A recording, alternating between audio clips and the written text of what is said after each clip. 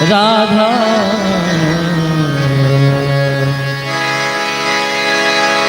मेरो राधा रमन गिरधारी चले आना श्याम बनवारी राधा रमन गिरधारी चले आना श्याम बनवारी चले आना श्याम बनवारी चले आना श्याम बनवारी मेरे राधा राधा मेरे राधा रमन गिरधारी चले आना श्याम बनवारी ओ मेरे राधा रमन गिरधारी चले आना श्याम बनवारी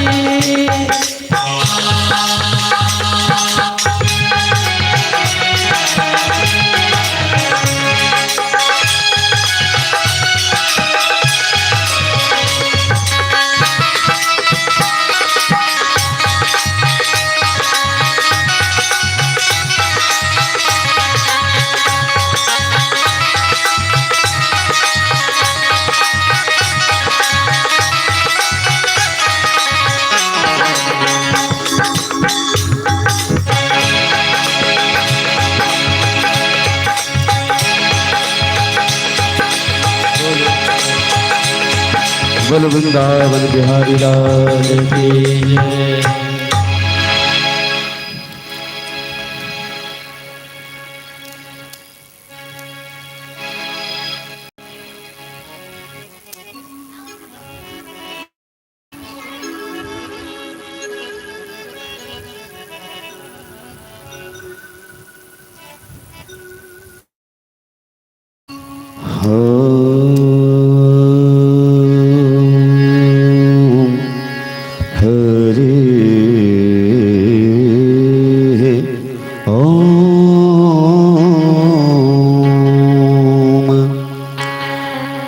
वक्रतुंड महाकाय कोटिसूर्य समप्रभा निर्विघ्नं कुरु मे देव सर्वकार्येषु सर्वदा अखंडमंडलाकारं व्याप्तं येन चराचरं तत्पदं दर्शितं येन तस्मै श्री गुरुवे नमः। ओम पूर्णमदः पूर्णमिदं पूर्णात् पूर्णमुदच्यते पूर्णस्य पूर्णमादाय पूर्णमेवावशिष्यते।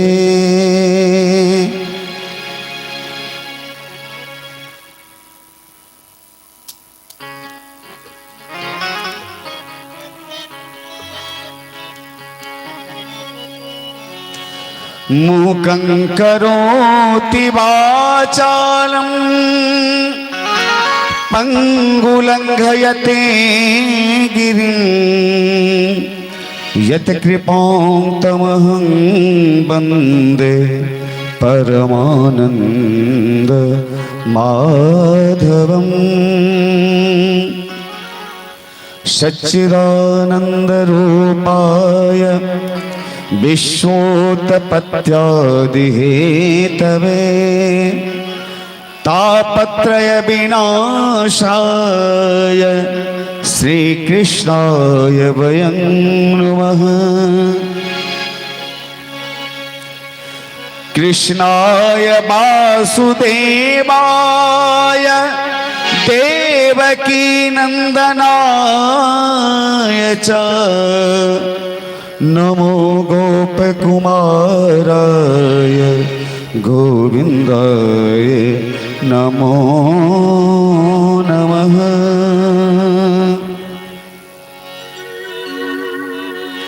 कृष्णाय वासुदेवाय हरये परमात्मने प्रणतक्लेशनाशाय गोविन्दाय नमो नमः। आपदामपहर्तारं दातारं सर्वसम्पदां लोकाभिरामं श्रीरामं भूयो भूयो नमाम्यहम्। रामाय रामभद्राय श्रीरामचन्द्राय वेधसे रघुनाथाय नाथाय श्रीसीताय पतये नमः। प्रणवो पवनकुमार खलबन पावक ज्ञान घन जासु कृपागार बसहि राम सर चापधर। अतुलित बलधामं हेमशैलाभदेहं धनुजवन कृशानु ज्ञानिनामग्रगण्यं सकल गुण निधानं वानराणामधीशं रघुपति प्रिय भक्तं बात जातं नमामि। यत्र यत्र रघुनाथ कीर्तनं तत्र तत्र कृतमस्तकाञ्जलिं वास्तवाणि परिपूर्णलोचनं मारुतिं नमत राक्षसान्तकम्।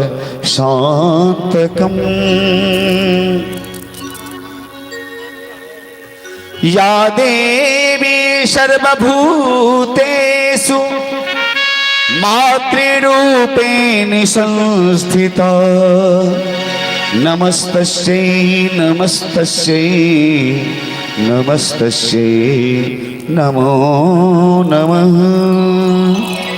आयातु वरदे देवी त्रयक्षरे ब्रह्मवादिनी गायत्री छन्दसा मातु ब्रह्मयोनिर्नमोऽस्तु ते। हे राम हे राम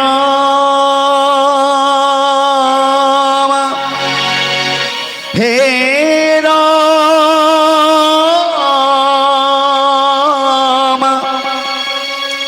श्री राम नाम ललाम जिनका वास्तविक शुभ नाम है कर जोरी उस सर्वेश को श्रद्धा सहित प्रणाम है। ओम शांति शांति शांति।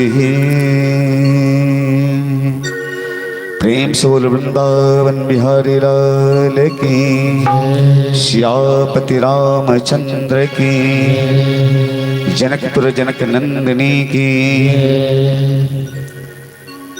उमापति महादेव की, ग्राम देवता की,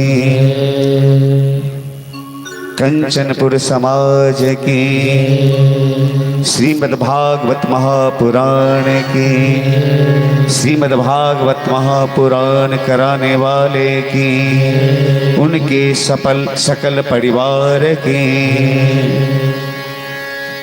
नमः पार्वती पतये हर हर महादेव।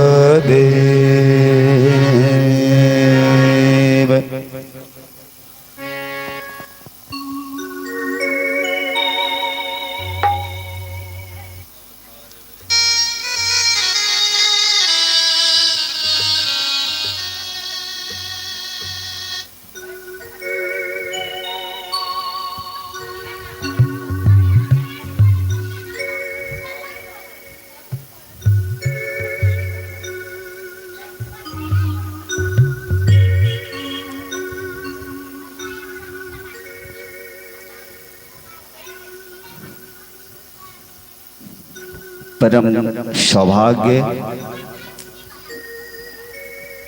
परम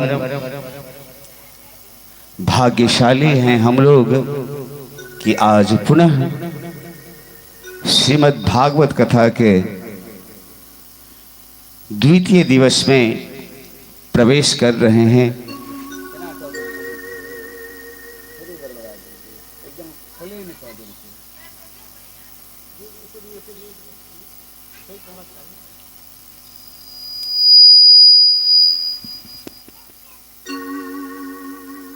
सदा सेव्या श्रीमद्भागवती कथा यस्य स्मरण मात्रेण हरिश्चित्तं समाश्रयेत। हाथ सही नहीं रहे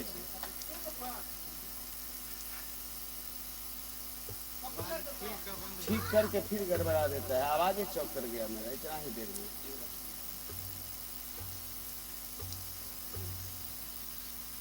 राधे श्याम श्याम।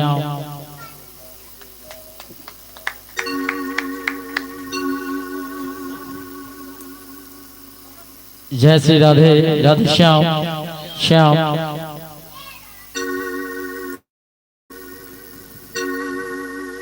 सदा सेव्या श्रीमद्भागवती कथा, श्रीमद्भागवत की कथा को सतत स्मरण करते रहें ताकि हमारे जीवन में हमारे नारायण, हमारे गोविंद का चिंतन हमें निरंतर प्राप्त होता रहे। धन्य है नेपाल की ये पवन पावन किशोरी जनक नंदिनी जनक जी की ये पावन पुण्य धरती, जहां पर हम लोग उपस्थित होकर श्रीमद् भागवत कथा का श्रवण करने के लिए यहां उपस्थित हुए हैं। और धन्य है आप जो अपना बहुमूल्य समय श्रीमद् भागवत कथा में आकर बिता रहे हैं। वास्तव में तो ये है, वास्तविकता ये है कि वही समय, वही घड़ी, वही मुहूर्त शुभ है जिस मुहूर्त में हम श्रीमद् भागवत कथा का श्रवण करते हैं, स्मरण करते हैं, वंदन करते हैं और गोविंद से हमारी प्रीत लगे, गोविंद के चरणों में हमारी प्रीति बढ़े। इसलिए हम लोग श्रीमद् भागवत की कथा का श्रवण करने के लिए जो समय हमने निकाला है, यही समय हमारे जीवन का धन्यतम समय है। इस समय में गोविंद के पावन पुराण, पावन कथा का हम लोग श्रवण करने बैठे हैं। आइए सब कोई मिलकर 2 मिनट भगवान के पावन नाम का संकीर्तन करें। पुनः हम लोग कथा में प्रवेश करेंगे।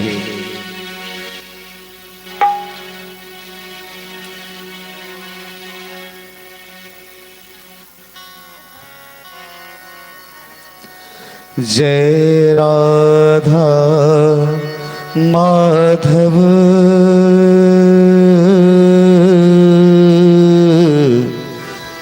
जय कुंज विहारी, जय राधा माधव जय कुंज विहारी,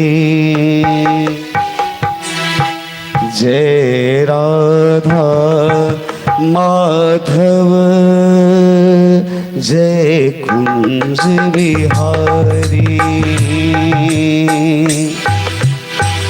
जय राधा माधव जय कुंज विहारी। जय राधा माधव जय कुंज विहारी। श्री कृष्ण गोविंद हरे मुरारे। हे नाथ नारायण वासुदेव। श्री कृष्ण गोविंद हरे मुरारी। हे नाथ नारायण वासुदेव। कृष्ण गोविंद हरे मुरारे। हे नाथ नारायण वासुदेव। श्री कृष्ण गोविंद हरे मुरारी। हे नाथ नारायण वासुदेव। हे नाथ नारायण वासुदेव। हे नाथ नारायण वासुदेव। हे नाथ नारायण वासुदेव। हे नाथ नारायण वासुदेव।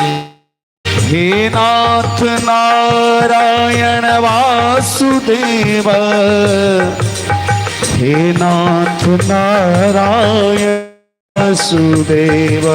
हे नाथ नारायण वासुदेव। हे नाथ नारायण वासुदेव। श्री कृष्ण गोविंद हरे मुरारे। हे नाथ नारायण वासुदेव।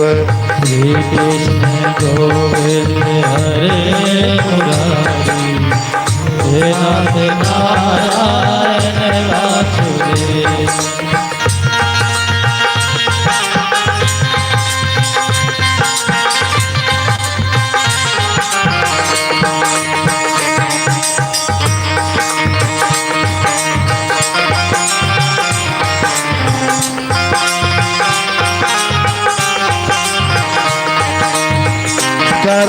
करारविन्देन पदारविन्दं मुखारविन्देन विनिवेशयन्तं।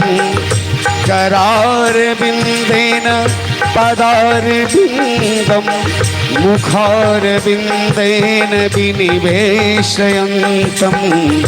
पटस्य पत्रस्य पुटेशयानं। पटस्य पत्रस्य पुटेशयानं। बालं मुकुन्दं मनसा स्मरामि। हलो बालं मुकुन्दं मनसा स्मरामि। हे नाथ नारायण वासुदेव। हे नाथ नारायण वासुदेव। हे नाथ नारायण वासुदेव। हे नाथ नारायण वासुदेव। श्री कृष्ण गोविंद हरे मुरारे। हे नाथ बोल वृंदावन बिहारी लाल की जय।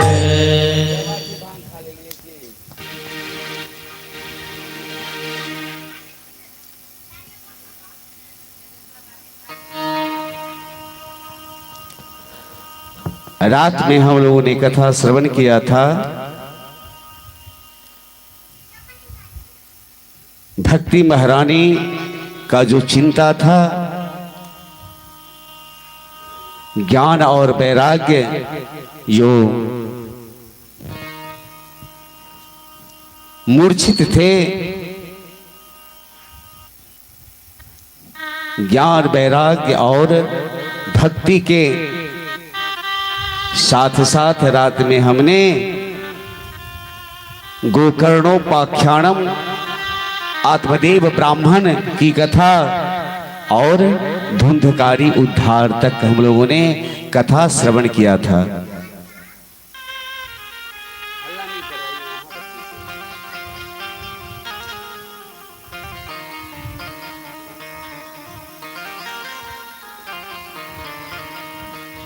कुछ लोग हमको बोले हैं कि पंडित जी ये भागवत की कथा है या और कथा है। ये भागवत की कथा है सज्जनों। आजकल तो भागवत की कथा घर घर में व्याप्त है। मोबाइल में, दूरदर्शन के माध्यम से हम लोग बड़े बड़े कथावाचकों का, जगत गुरु, कई ऐसे ऐसे संत हैं जिनका कथा निरंतर दूरदर्शन के माध्यम से हम लोग श्रवण करते रहते हैं। और आजकल तो मोबाइल का युग है, मोबाइल में भी हम लोग श्रवण करते रहते हैं। तो इस तरह से शंका करना अपराध होता है। ये श्रीमद् भागवत की कथा है और श्रीमद् भागवत की कथा का हम लोगों ने कल महात्म का श्रवण किया था और आज हम लोग श्रीमद् भागवत कथा के मूल प्रथम स्कंध में प्रवेश करेंगे और अपने जीवन को धन्य बनाएंगे। आइए, कथा में प्रवेश करने से पहले एक बार पुनः 2 बार भगवान का नाम ले लें।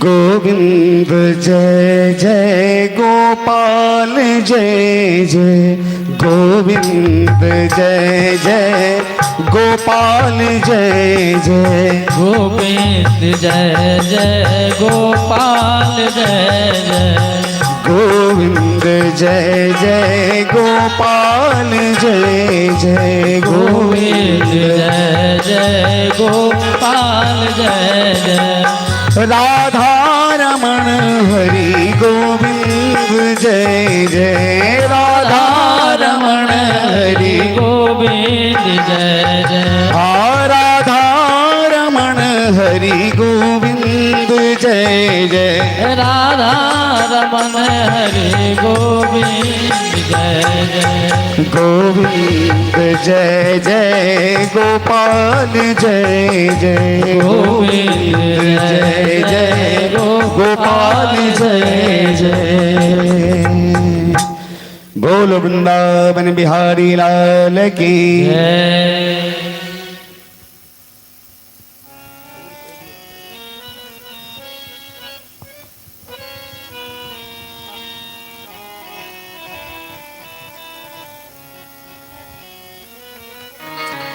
सबसे पहले व्यास जी ने मंगलाचरण किया। रात में जो हम लोगों ने मंगलाचरण किया था, सच्चिदानंद रूपाय विश्वोत्पत्त्यादि हेतवे तापत्रय विनाशाय श्री कृष्णाय वयं नमः। वहाँ हमारे व्यास जी ने भगवान कृष्ण का वंदन किया और हम सभी लोग श्री कृष्णाय वयं नमः, हम सभी मिलकर भगवान श्री कृष्ण के चरण का वंदना किए। और आज जो मंगलाचरण है श्रीमद् भागवत कथा की,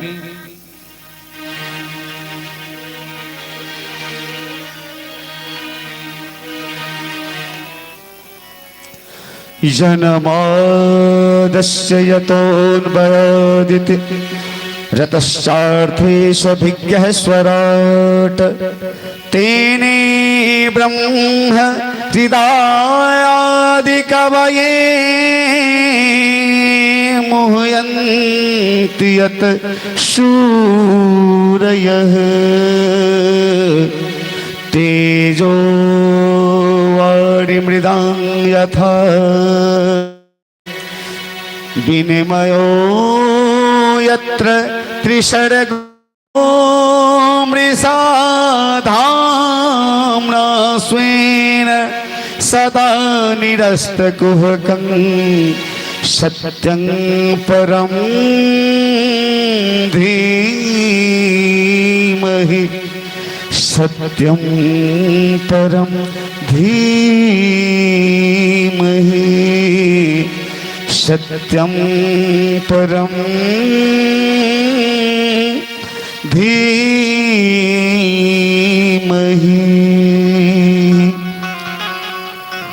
बड़ा सुंदर वर्णन किया गया है। जिन परमात्मा की इच्छा शक्ति मात्र से ये पूरा विश्व पालित होता है, लय हो जाता है, वह परम ब्रह्म हिरण्यगर्भ, बल्कि ब्रह्मा जी को जिन्होंने स्वयं वेद का ज्ञान प्रतिपादित करके बताया कि ये कैसा है, तो बोले ये स्वराट जो अपने स्वरूप में प्रतिष्ठित रहते हैं, वह अपने ही प्रकाश से सारी दुनिया को प्रकाशित करते हैं, ऐसा वो परम ब्रह्म है। जिस वेद को समझने में बड़े बड़े देवता लोग भी मोह को प्राप्त हो जाते हैं, बड़े बड़े देवता भी मोह को प्राप्त हो जाते हैं, वही वेदार्थ यज्ञ वेदार यज्ञ ज्ञान जिसने सबसे पहले ब्रह्मा जी को प्रतिपादित किया। जैसे तेजोमय सूर्य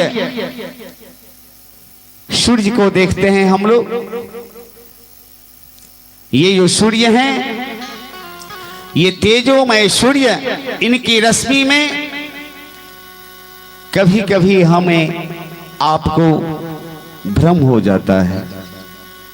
ये सड़क है ना, इस धूप के कारण हम लोग अगर चलते हैं सड़क पे, दूर तक देखते हैं तो सड़क पर लगता है जल है, पानी है, और वहां जाने के बाद देखते हैं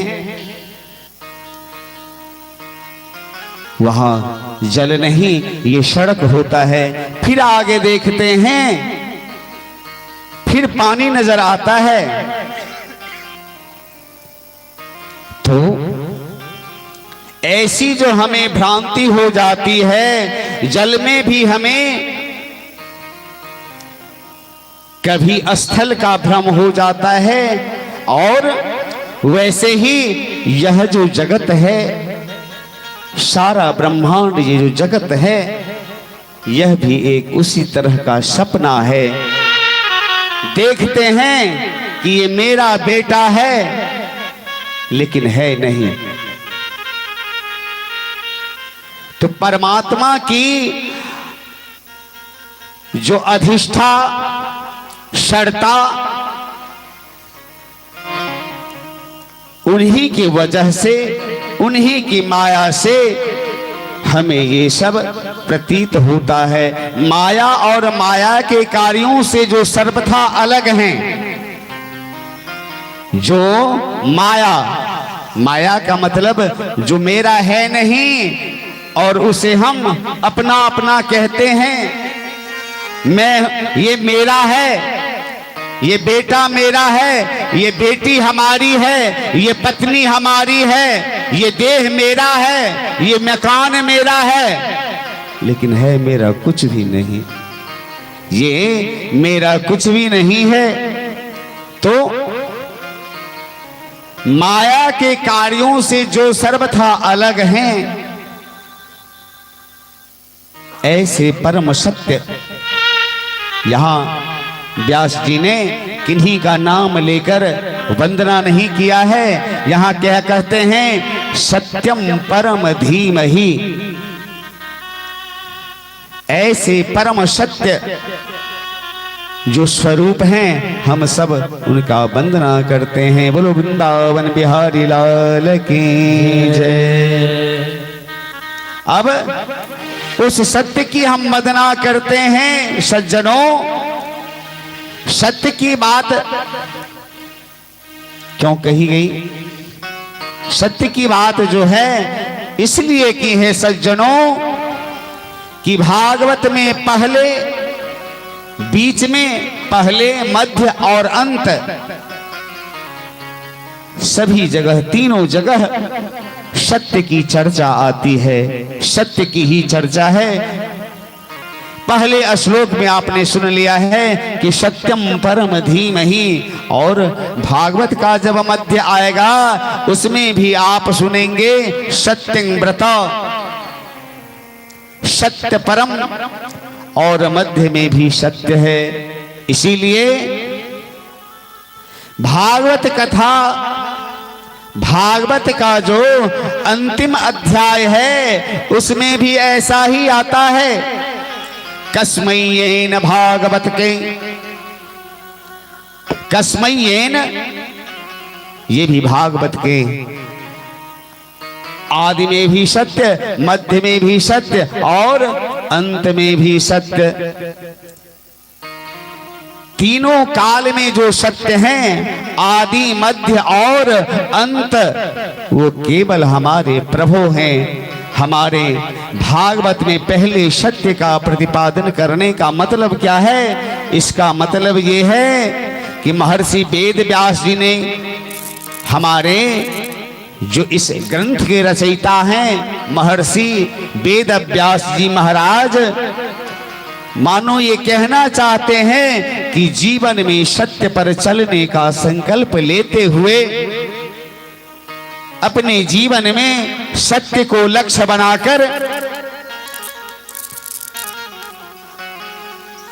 अगर हम चलते हैं, सत्य का संकल्प लेते हैं, तब हमारा शंकर भगवान का पूजा भी सार्थक है, हमारा मंदिर जाना भी सार्थक है, हमारा भागवत सुनना सार्थक है, भागवत श्रवण करना सार्थक है, भागवत कराना सार्थक है।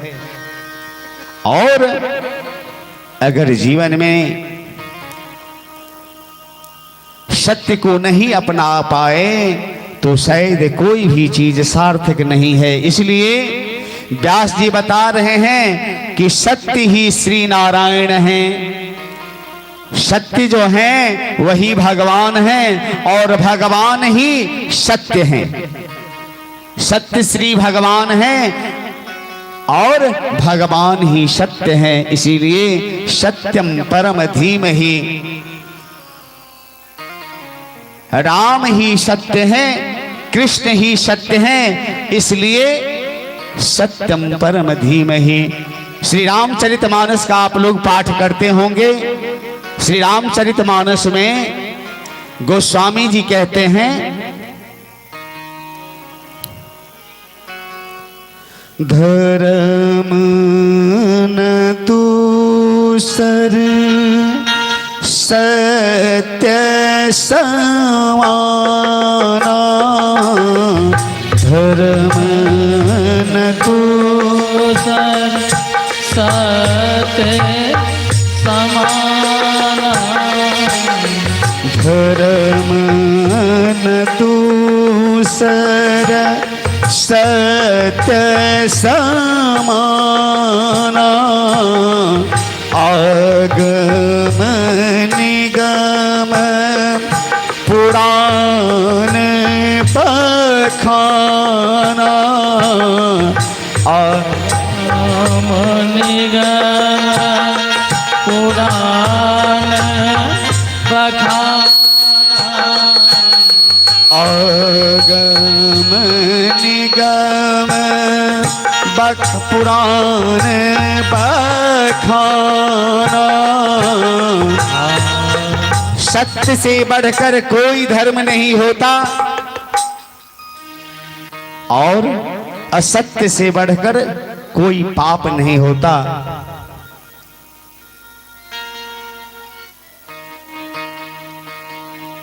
व्यास जी ने कहा, असत्याद परा धर्मो, यानी असत्य जो है सबसे बड़ा पाप होता है। नहीं असत्य समपातक पुंगा,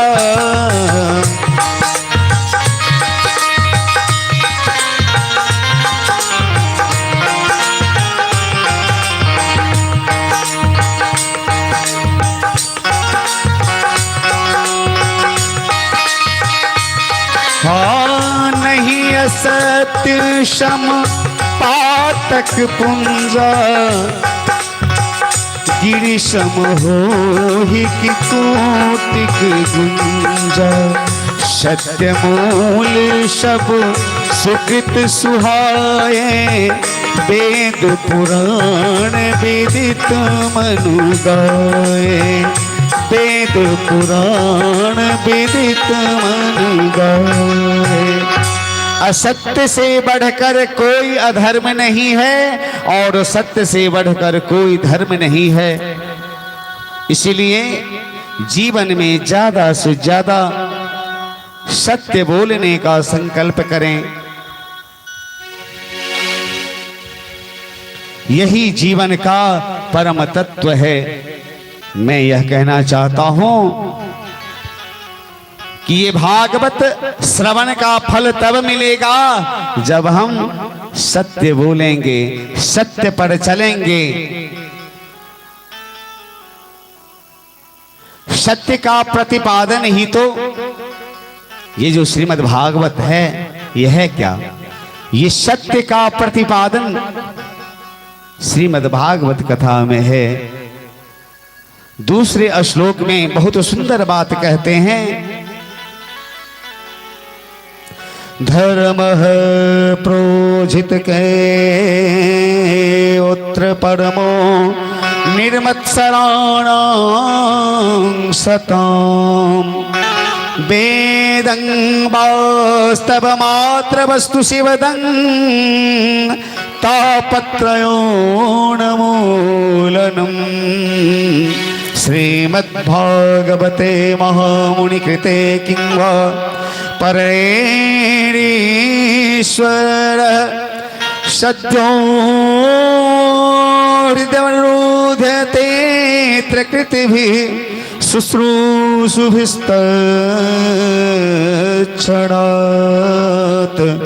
शुश्रूषुभिस्तच्छणात्।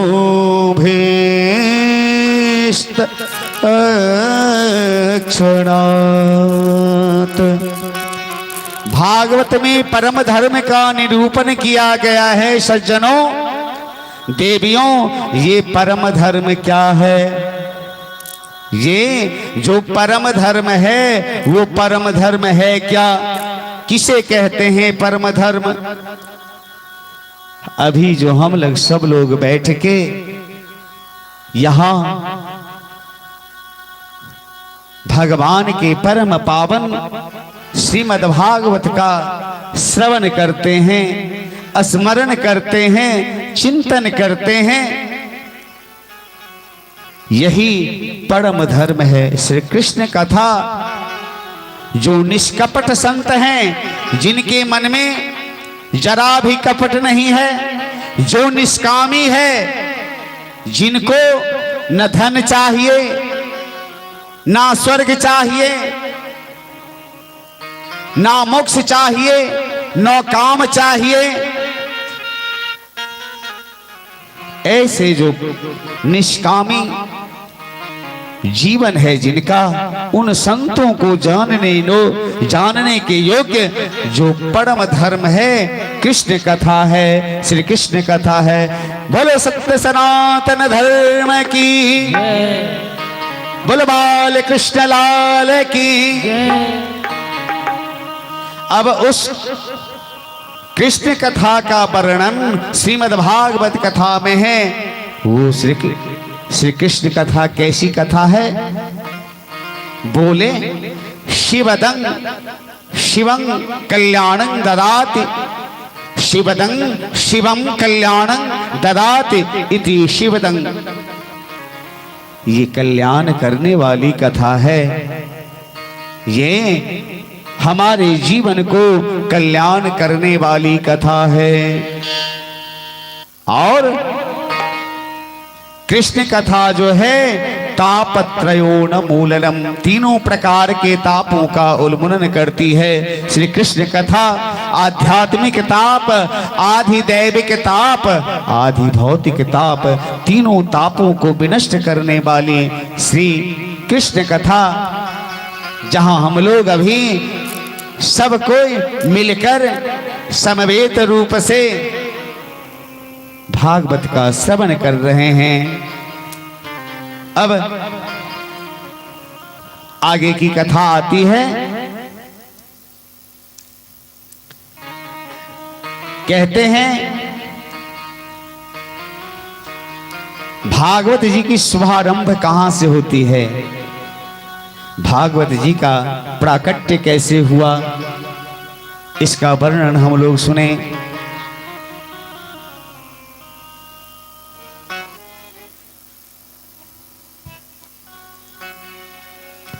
निगम कल्पतरोर्गलितं फलं सुखमुखादमृतद्रव संयुतं पिबत भागवतं रसमालयम् मुहुर्हो रसिका भूमि भावुका। सज्जनों, वेद आपने सुना है, वेद का एक नाम है निगम। निगम का मतलब वेद होता है, और वेद एक वृक्ष है। ध्यान से श्रवण करेंगे। वेद जो हैं एक वृक्ष हैं, और आप सोचें कि एक बहुत सुंदर वृक्ष है, उसका नाम है निगम यानी वेद, और जो वेद रूपी सुंदर कल्प वृक्ष है उसका पका फल है श्रीमद् भागवत। वेद एक वृक्ष है और उस वृक्ष का पका हुआ फल क्या है, तो श्रीमद् भागवत है। और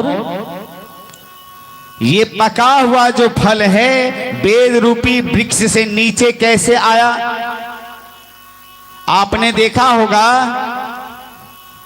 वो तोता होता है ना, तोता आप लोग जानते हैं ना, सुग्गा।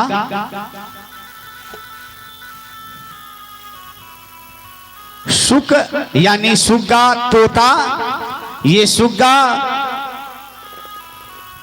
उसमें क्या किया है, तो ये सुग्गा जो होता है ना, ये उसी फल में मुंह लगा दिया है और उससे ये मीठा हो गया। या ऐसा भी समझिए, जिस फल में सुग्गा अपना मुंह मार दे, समझिए वो फल मीठा नहीं था, फिर भी मीठा हो गया, मीठा हो जाएगा।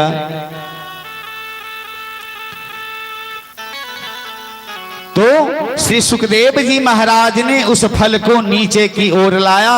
अब कहते हैं कि फल में तो गुठली भी होता है, छिलके भी होते हैं फल में। फल जो होता है उस फल में गुठली भी होते हैं, छिलके भी होते हैं। तो कई समझदार व्यक्ति ये गुठली छिलका खाता है क्या? कोई जो समझदार व्यक्ति होगा ये गुठली और छिलका को नहीं खाते हैं। तो भागवत में है, भागवत जो है इस भागवत में ना ही गुठली है ना ही छिलका है, ये तो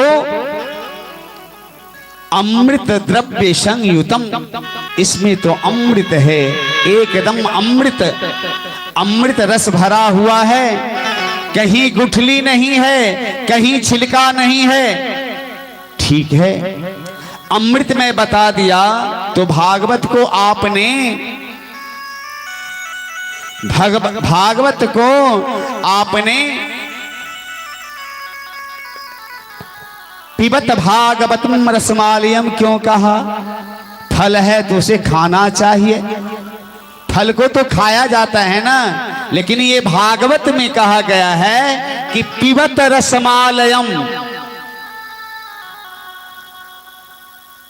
भागवत रूपी रस को पिया करो। अरे साहब, कितनी बार पिए, टीवी में सुना है, मोबाइल में देखा है, कुछ दिन पहले बगल के बाजार में करके गए हैं, तोपा बाजार से। यहाँ भी कथा हुई, वहां भी कथा हुई, निरंतर कथा सुनते ही रहते हैं। कितना पिए? तो कहते हैं कितनी बार पिए? तो बोले मुहुर मुहु, बार बार पिए, बार बार इस रस का पान करें। जितनी बार पिएंगे उतना ज्यादा आनंद मिलेगा। देखिए, कथा सुनने की एक पद्धति है। भागवत की कथा सुनी जाती है ना, तो शृणतु भागवतम रसमालयम ये कहते, लेकिन यहां पीबतम रसमालयम। अगर भागवत की कथा सुनी जाती है, पी तो नहीं जाती है, तब तो शृणतु भागवतम रसमालयम ये भी कह सकते थे। लेकिन पीबत भागवत रसमालयम क्यों लिखा गया, क्यों कहा गया? पियो। क्या पियो? कैसे?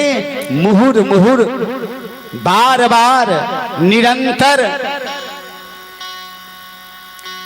क्योंकि जिस चीज को हम सुनते हैं ना, वो इधर से सुनकर उधर निकल जाता है।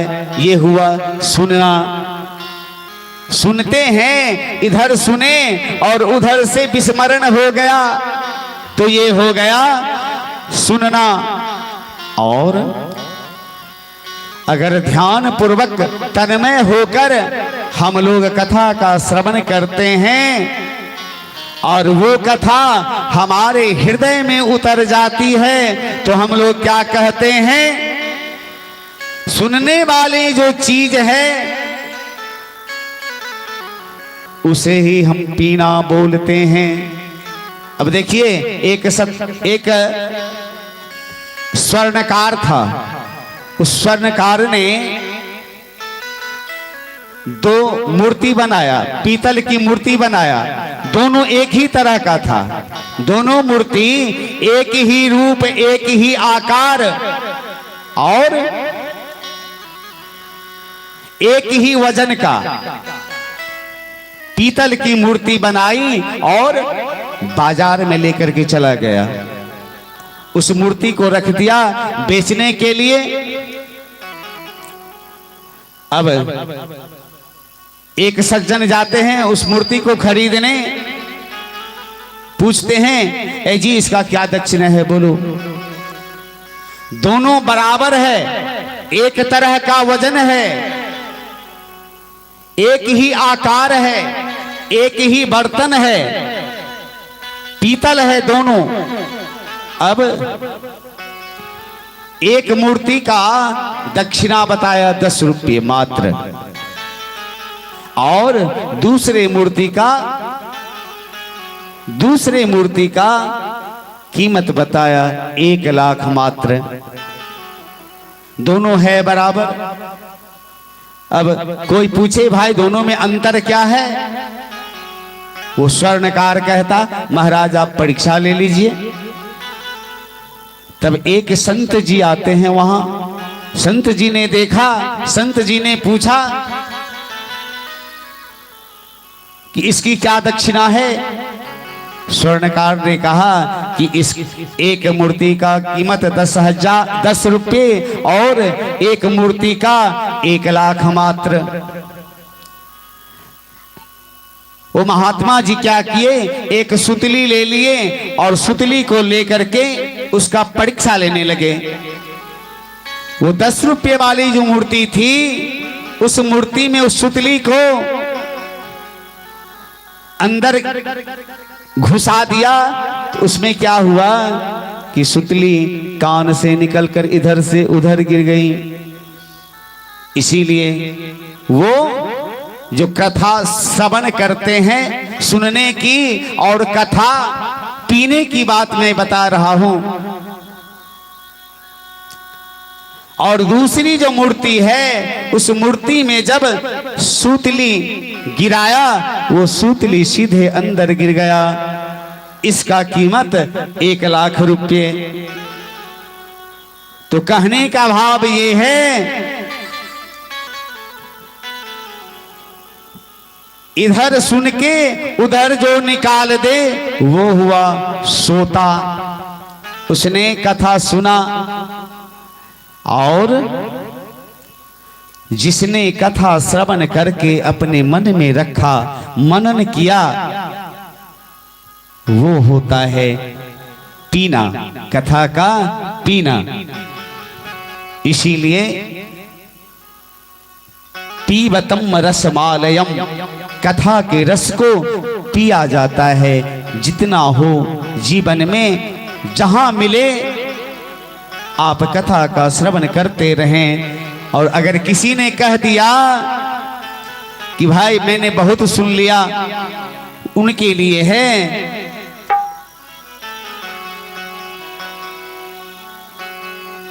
राम कथा जे सुनत अघाही,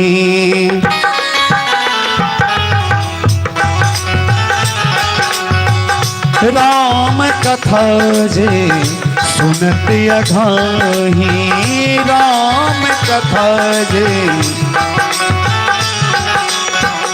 राम कथा जे सुनत अघाही, राम कथा जे सुनत अघाही, रस विशेष जानत ही नाही, रस विशेष जानत ही नाही।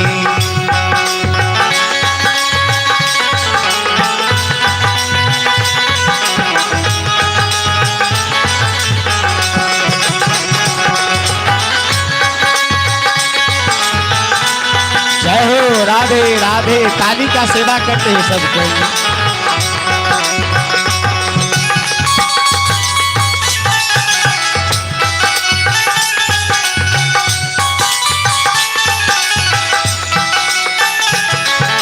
जिन्होंने ये सोच लिया कि मैंने बहुत कथा श्रवण कर ली, तो समझिए उसने कभी कथा का श्रवण नहीं किया। गोस्वामी तुलसीदास जी कहते हैं, जिन हरि कथा सुना नहीं काना, जिन हरि कथा सुना नहीं काना, श्रवण रंध्र अहि भवन समाना, श्रवण रंध्र अहि भवन समाना।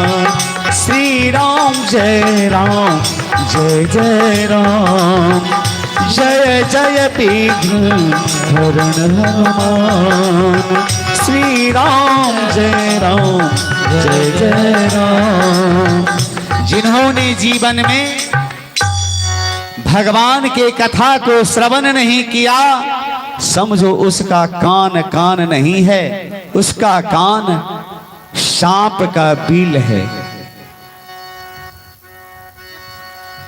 परमात्मा की कथा सुनकर जो यह कह दे कि बहुत सुन लिया भाई, रोज रोज क्या कथा सुनो, समझो उसने कभी कथा श्रवण नहीं किया। और कथा तो वो है हमारे जीवन को परिवर्तित कर देती है। इसीलिए आपसे अनुरोध करता हूं,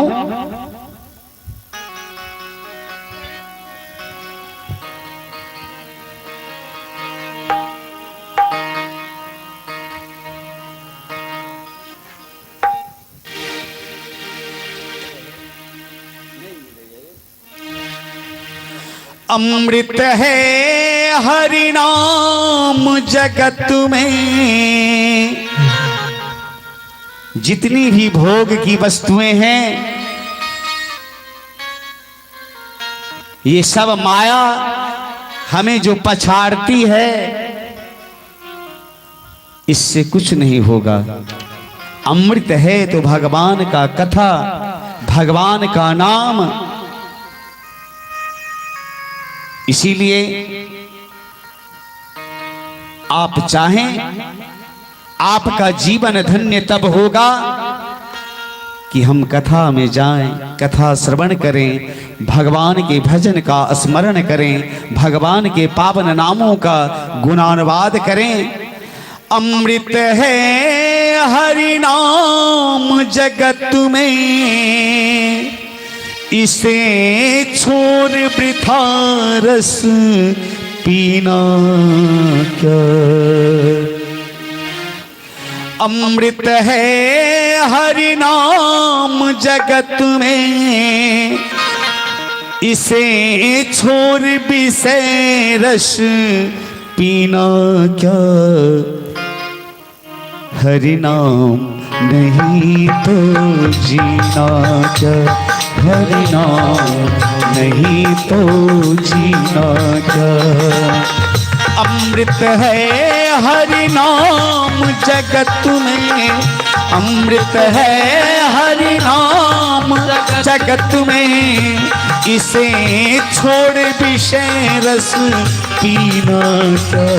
हरि नाम नहीं तो जीना क्या, हरि नाम नहीं तो जीना।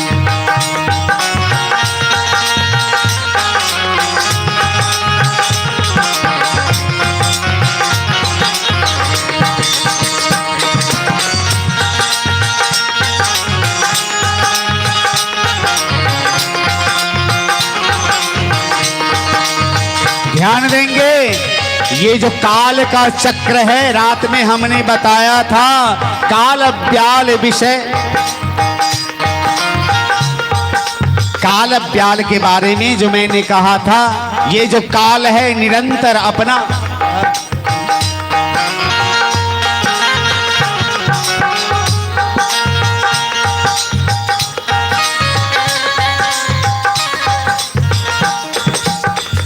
काल सदा अपना रस घोले, ना जाने कब सिर चढ़ बोले, ना जाने कब सिर चढ़ बोले।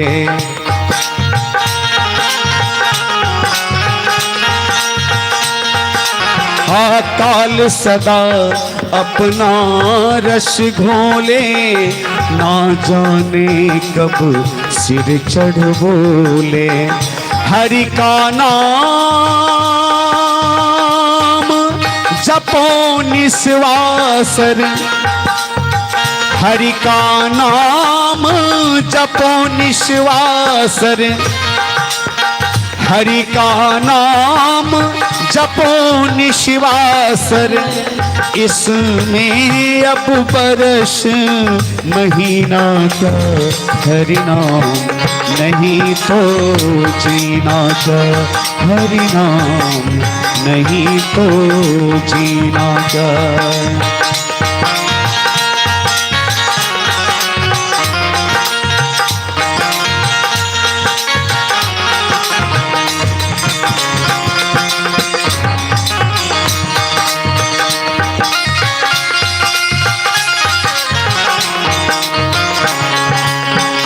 तीरथ है हरि नाम हमारा, फिर क्यों फिरते मारा मारा, फिर क्यों फिरते मारा मारा। अंत समय हरि नाम न आए, अंत समय हरि नाम न आए, अंत समय हरि नाम न आए। अगर जीवन में काशी मथुरा प्रयाग कुंभ सब गया और जीवन के अंत में भगवान का नाम अगर जिह्वा पर नहीं आया, जन्मत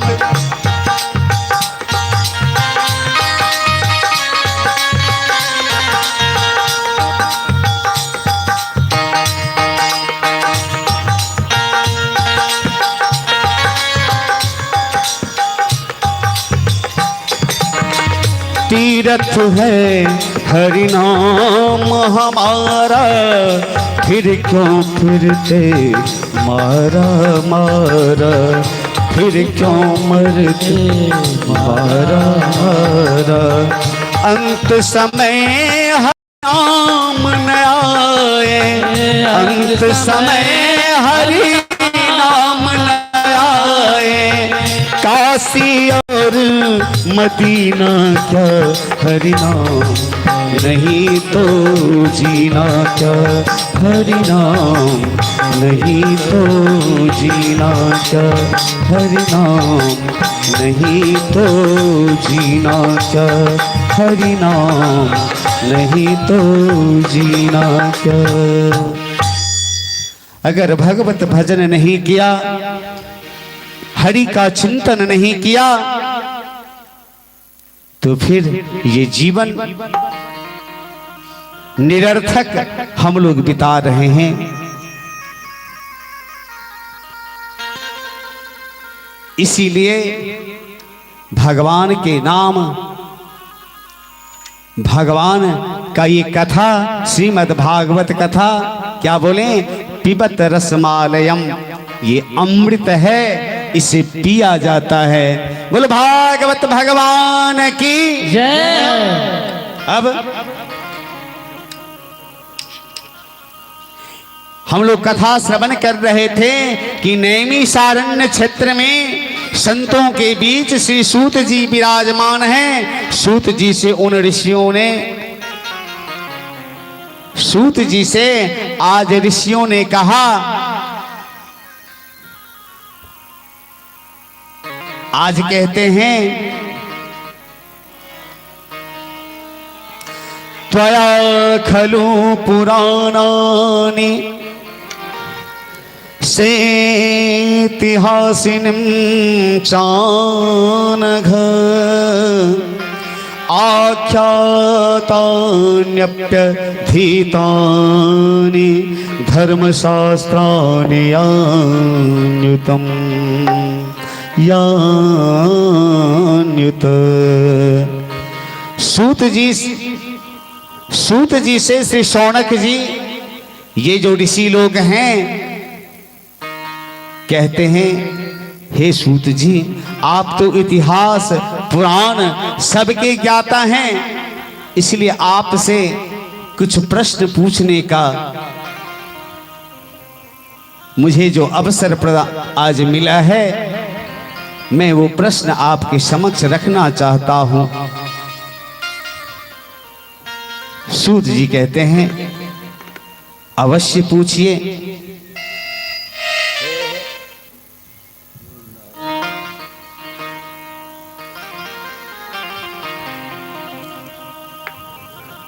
शौनक जी के इस बात को सुनकर सूत जी कहते हैं आपके जो प्रश्न हैं आप अवश्य पूछें। पूछते हैं प्रश्न कि हे सूत जी, मानव के लिए परम धर्म क्या है? मानव मात्र के लिए परम धर्म क्या है? क्या मंदिर में जाकर जो हम परिक्रमा लगाते हैं वो परम धर्म है? प्रातः काल 4 बजे ब्रह्म मुहूर्त में उठकर स्नान करते हैं, पूजा करते हैं, क्या ये परम धर्म है? करोड़ों की संपत्ति हम दान कर देते हैं,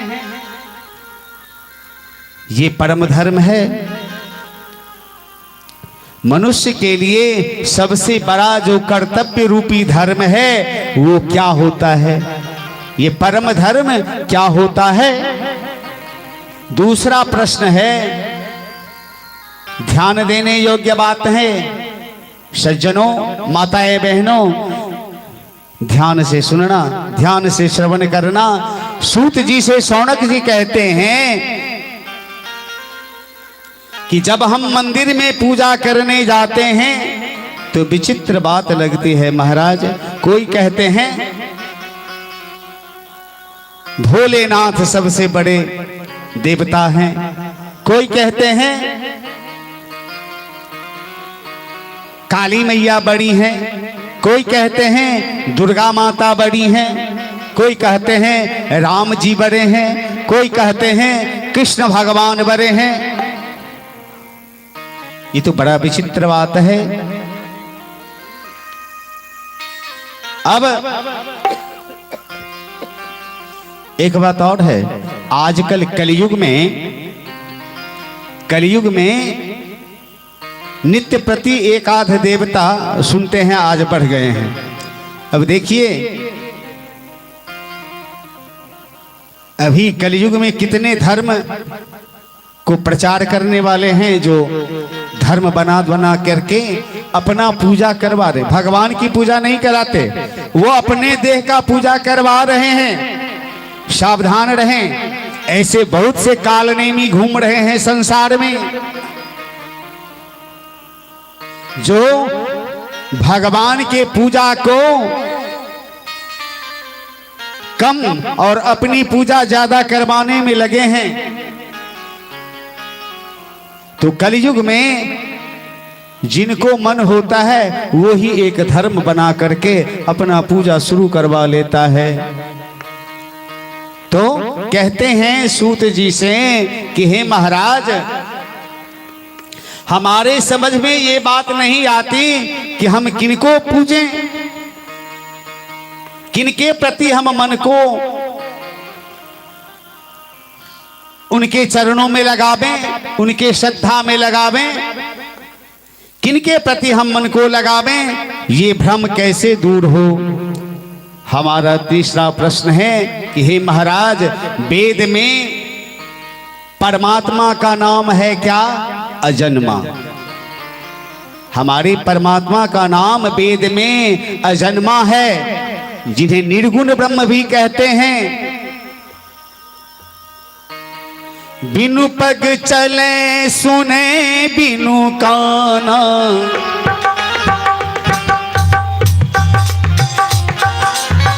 बिनु पग चले सुने बिनु काना। पैर नहीं है, कान नहीं है, आनन रहित सकल रस भोगी, बिनु वाणी बकता बर जोगी। मुंह नहीं है, बोलते हैं सब कुछ, सबसे बड़े बकता है वो। पैर नहीं है, चलने में वही सामर्थ्य है। तो ये वेद कहते हैं अजन्मा। अगर वेद अजन्मा कहते हैं तो वो कभी दशरथ के पुत्र राम बन के आते हैं और कभी देवकी के पुत्र कन्हैया बन के आ जाते हैं। और एक प्रश्न ये है कि भगवान के अवतार कितने हैं? भगवान के अवतार कितने हैं? कोई कहते हैं 10 अवतार हैं, कोई कहते हैं 24 अवतार हैं, कोई कहते हैं हरि अनंत हरि कथा अनंता।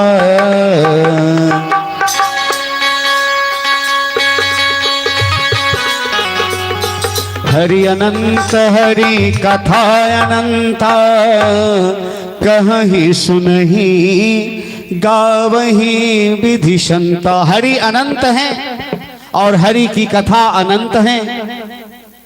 अब आप बताएं हे सूत जी, आप मेरा मार्गदर्शन कराएं। कोई कहते हैं 10 अवतार, कोई कहते हैं 24 अवतार। तो प्रामाणिक रूप से भगवान के कितने अवतार हैं, हमें बताने की कृपा करें। एक ये प्रश्न करते हैं कि ये जो वक्ता हैं, वक्ता कौन श्रेष्ठ हैं? वक्ता कौन श्रेष्ठ हैं? वो श्रेष्ठ नहीं जो छोटी सी बात को बड़ी बनाकर बोले। वक्ता तो वो उत्तम है जो बात को सूक्ष्म बनाकर श्रोताओं के बीच में गागर में सागर भर दें। वक्ता वो होते हैं। और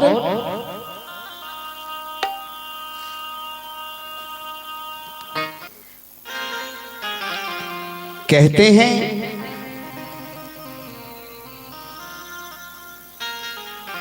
कि भगवान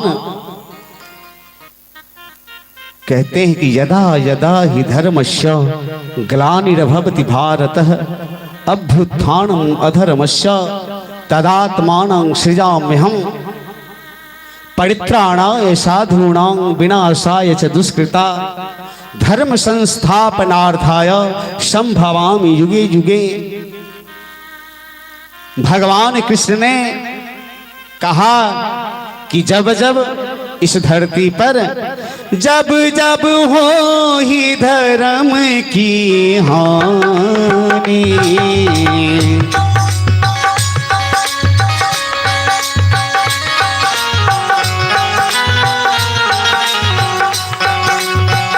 जब जब हो ही धर्म की हानि, बारही असुर अधम अभिमानी। जब जब इस धरती पर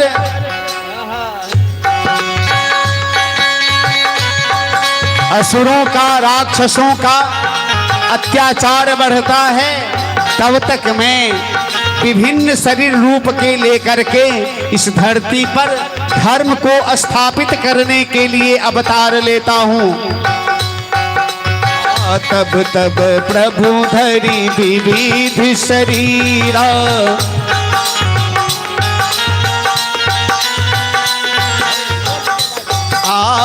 तब तब हरि धरि विविध शरीरा, हरहि कृपा निधि पीरा, हरहि कृपा निधि सज्जन पीरा। भगवान कहते हैं कि जब जब इस धरती पर हे राम, क्या बात है महाराज आज। जब जब इस धरती पर पाप और अत्याचार बढ़ता है, मैं किसी न किसी अवतार में आकर के इस धरती को पाप से मुक्त करता हूं और धर्म का राज्य स्थापित करता हूं। तो जब हे सूत जी मेरा अंतिम, उसको बंद कर लीजिए ना, उसको तब क्या हो रहा है। हे सूत जी, जब भगवान यहाँ आते हैं, धर्म की स्थापना करते हैं,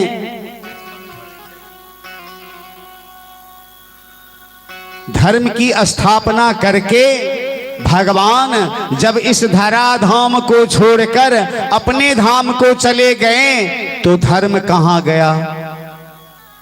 धर्म कहाँ चला गया?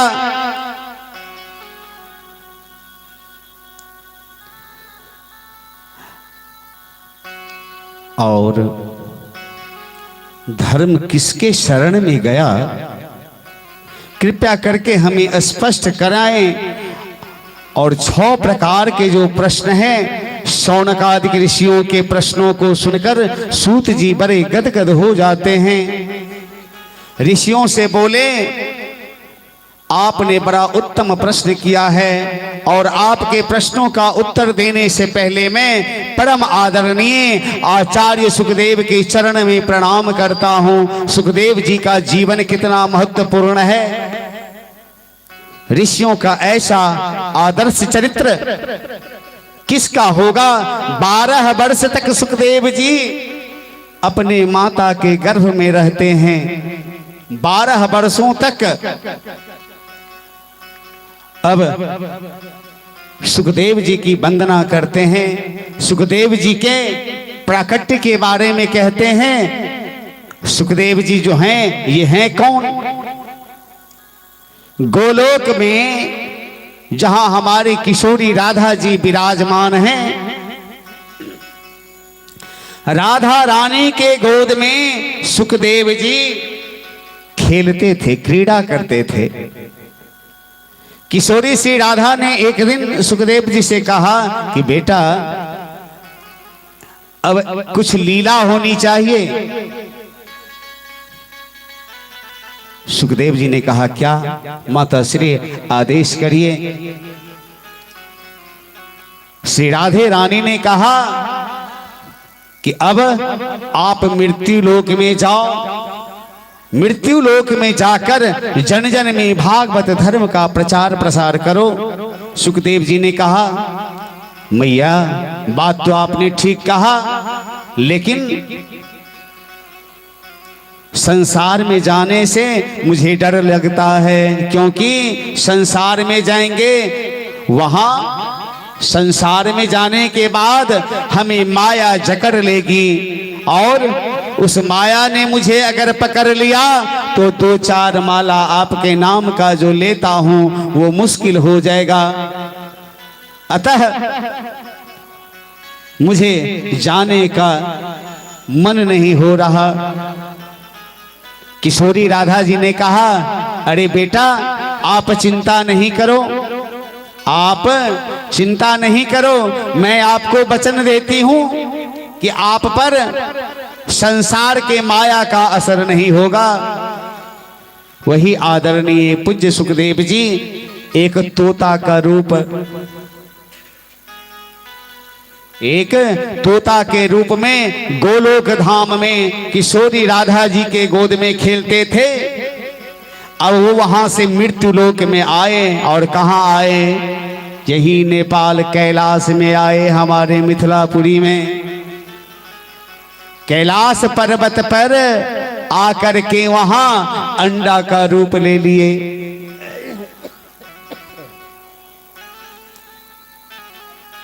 वहां कैलाशपुरी में आ जाते हैं। कहां आते हैं? भगवान शंकर भगवान जहां वास करते हैं। नारद जी ने, नारद जी को तो जानते हैं आप लोग, नारद जी का क्या स्वभाव है। नारद जी का स्वभाव कैसा है, अब उसको भी सुने हम लोग।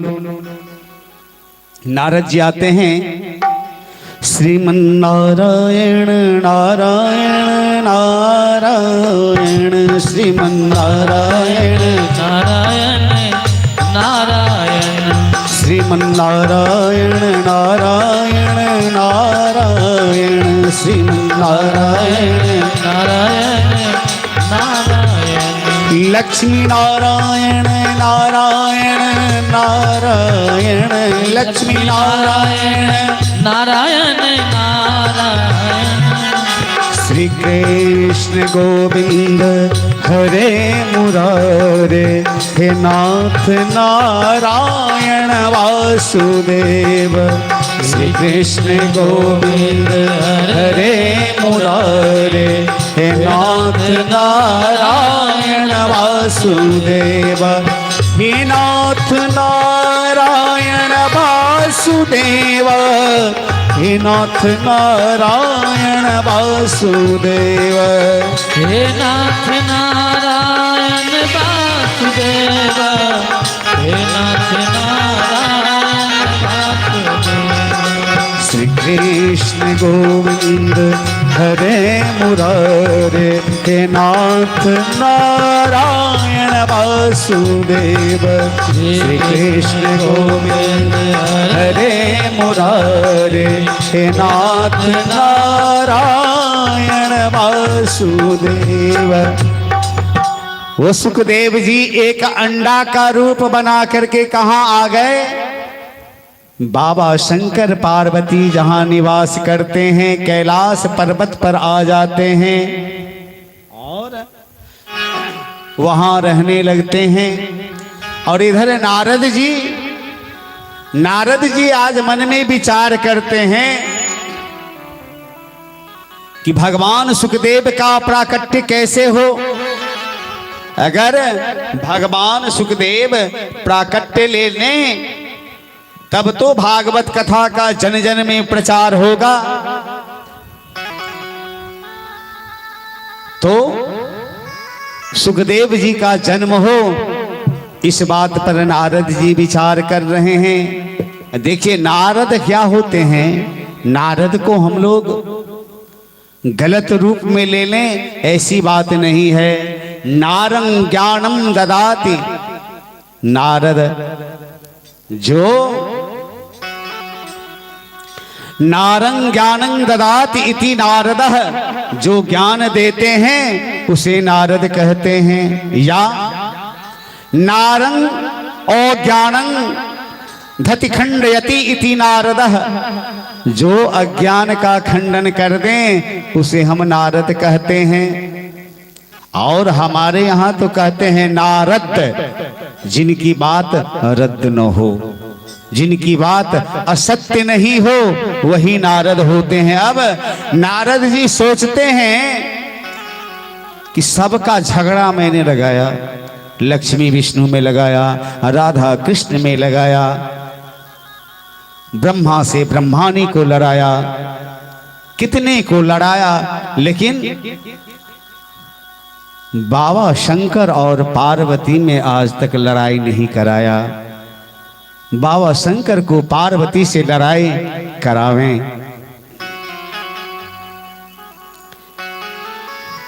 अब क्या हुआ कि नारद जी वहां से चलते हैं, चलते चलते आ जाते हैं कैलाश पर्वत पर। कैलाश पर्वत पर आते हैं, बाबा शंकर कहीं गए हैं, मैया पार्वती अकेले बैठी हैं। मैया पार्वती बैठी हैं, नारद जी का पदार्पण वहां हुआ। जब नारद जी को मैया पार्वती देखती हैं, दौड़ के आती हैं, आहा नारद, नारद बहुत दिनों बाद आप मेरे यहाँ कृपा किए, आओ पधारो नारद। मैया पार्वती बैठने के लिए आसन देते हैं, एक कटोरी में लाकर के लड्डू देती हैं, इसे पाओ नारद।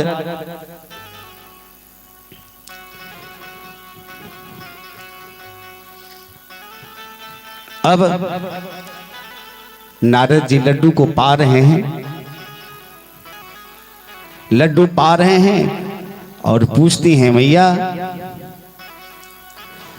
नारद जी आजकल बहुत दिनों से दिखाई नहीं दे रहे थे, बहुत दिन पर आए हैं, आज कहीं जाना आना बंद कर दिए हैं क्या?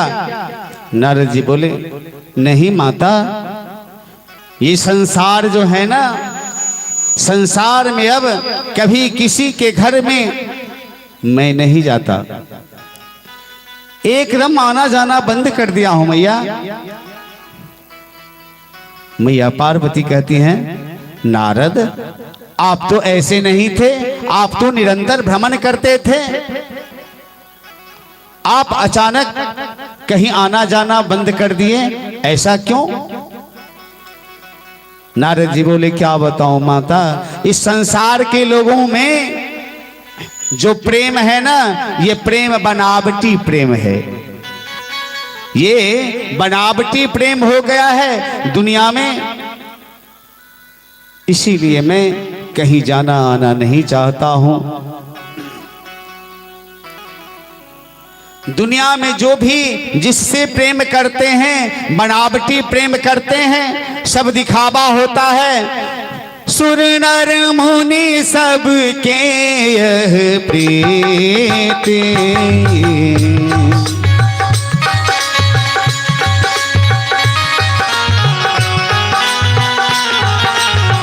सुर नर मुनि सबके यह रीति, स्वार्थ लाग करही सब प्रीति। संसार में लोगों का जो प्रेम है न माइया, हे माता, संसार के लोगों का जो प्रेम है सच्चा नहीं है, सब बनावटी हो गया। इसीलिए कहीं भी जाना बंद कर दिया हूं। जहां सच्चा प्रेम नहीं वहां जाना क्या? पार्वती बोली, तो मैं आपसे क्या बोल सकती हूं?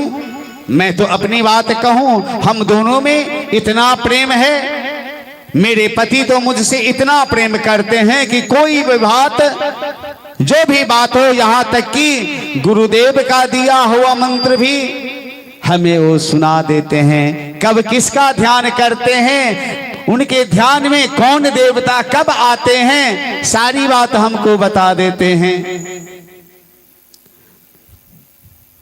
अब इतने प्रेम से नारद जी कहते हैं,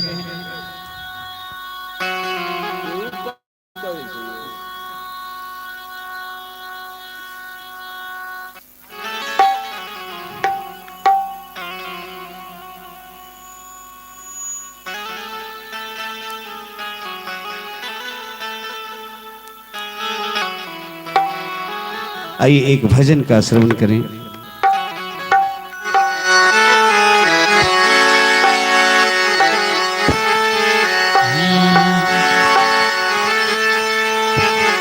तेरी साधना ही मेरी जिंदगी हो, तेरी साधना ही मेरी जिंदगी हो। रजा हो जो तुझे हो मेरी खुशी हो, रजा हो जो तुझे हो मेरी खुशी हो। तेरी साधना ही मेरी जिंदगी हो, तेरी साधना ही मेरी जिंदगी हो। रजा हो जो तुझे हो मेरी खुशी हो, रजा हो जो तुझे हो मेरी खुशी हो।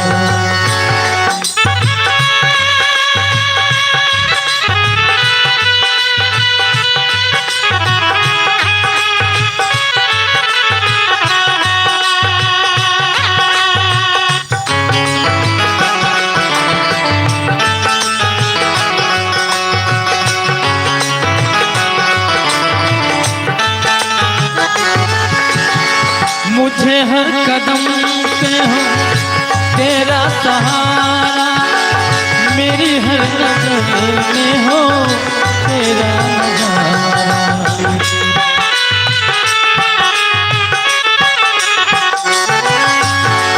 मुझे हर कदम पे हो तेरा सहारा, मेरी हर नजर में हो तेरा नजारा।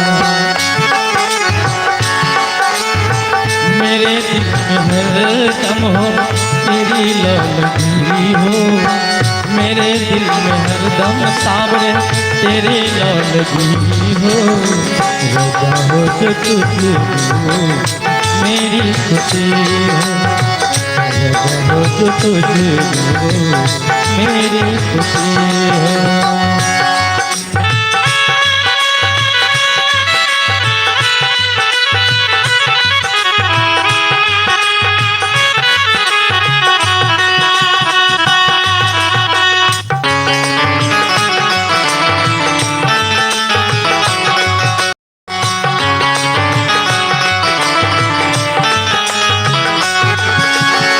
फिकर हो जो दिल में तुम अपनी खता का, जी करके लबूते हो तेरी बता का।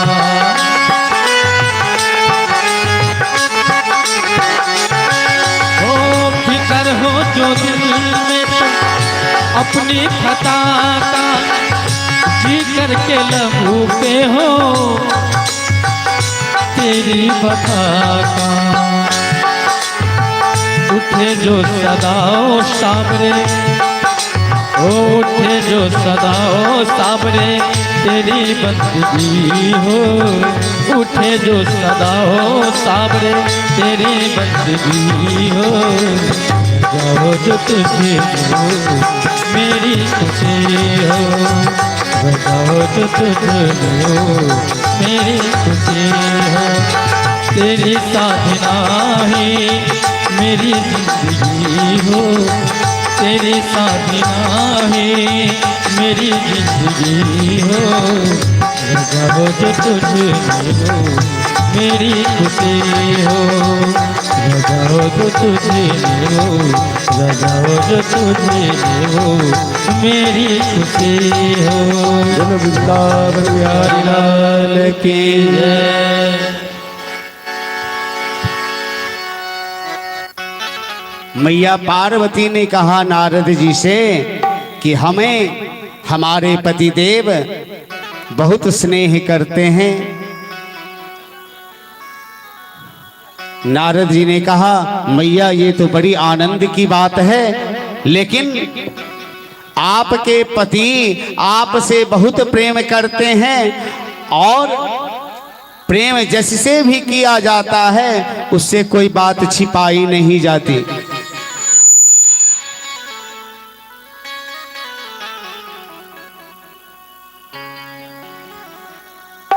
उससे कोई बात छिपाई नहीं जाती। भगवान करे आपका प्रेम बढ़ता ही रहे। तब तो आपके पति ने ये बात जरूर बताई होगी। कौन बात? वो जो गले में मुंडों की माला पहने हैं ना, उसमें किसके मुंडों की माला लगे हुए हैं, ये बात कभी आपको बताए? पार्वती मैया कहती हैं सुनो नारद, मेरे पति मुझसे प्रेम तो बहुत करते हैं, लेकिन मुंड माला में किसके मुंड लगे हुए हैं ये तो मैं कभी नहीं बताए, ये तो हमें कभी वो बताए नहीं। नारद जी ने कहा तो क्या प्रेम करते हैं आपसे? 24 घंटे जिस मुंड माल को पहन कर रहते हैं उस माला में किसके मुंड लगे हैं ये बात अपनी पत्नी यानी आपको अभी तक नहीं बताई, तो क्या आपसे वो निश्चल प्रेम करते हैं? कपट नहीं है क्या इसमें? अब मैया पार्वती समझ जाती हैं और ये बात कह के नारद जी कहते हैं ठीक है माता, अब मैं चलता हूं। अब भगवान शंकर तो आश्रम में थे नहीं। नारद जी ऐसा कह के वहां से विदा हो गए। रास्ते में देखते हैं भगवान शंकर आ रहे हैं। भगवान शंकर के चरण कमल में नारद जी ने प्रणाम किया और भगवान ने पूछा कहो नारद सब सकुशल तो है? नारद जी कहते हैं प्रभु आपकी कृपा है मैं सकुशल हूं, लेकिन आप जरा जल्दी अपने आश्रम में जाइए, माता जी याद कर रही हैं। नारद जी तो अपना काम कर चुके हैं। बाबा आते हैं तो देखते हैं मैया पार्वती को रूठे हुए। बार बार बाबा शंकर मैया पार्वती से पूछते हैं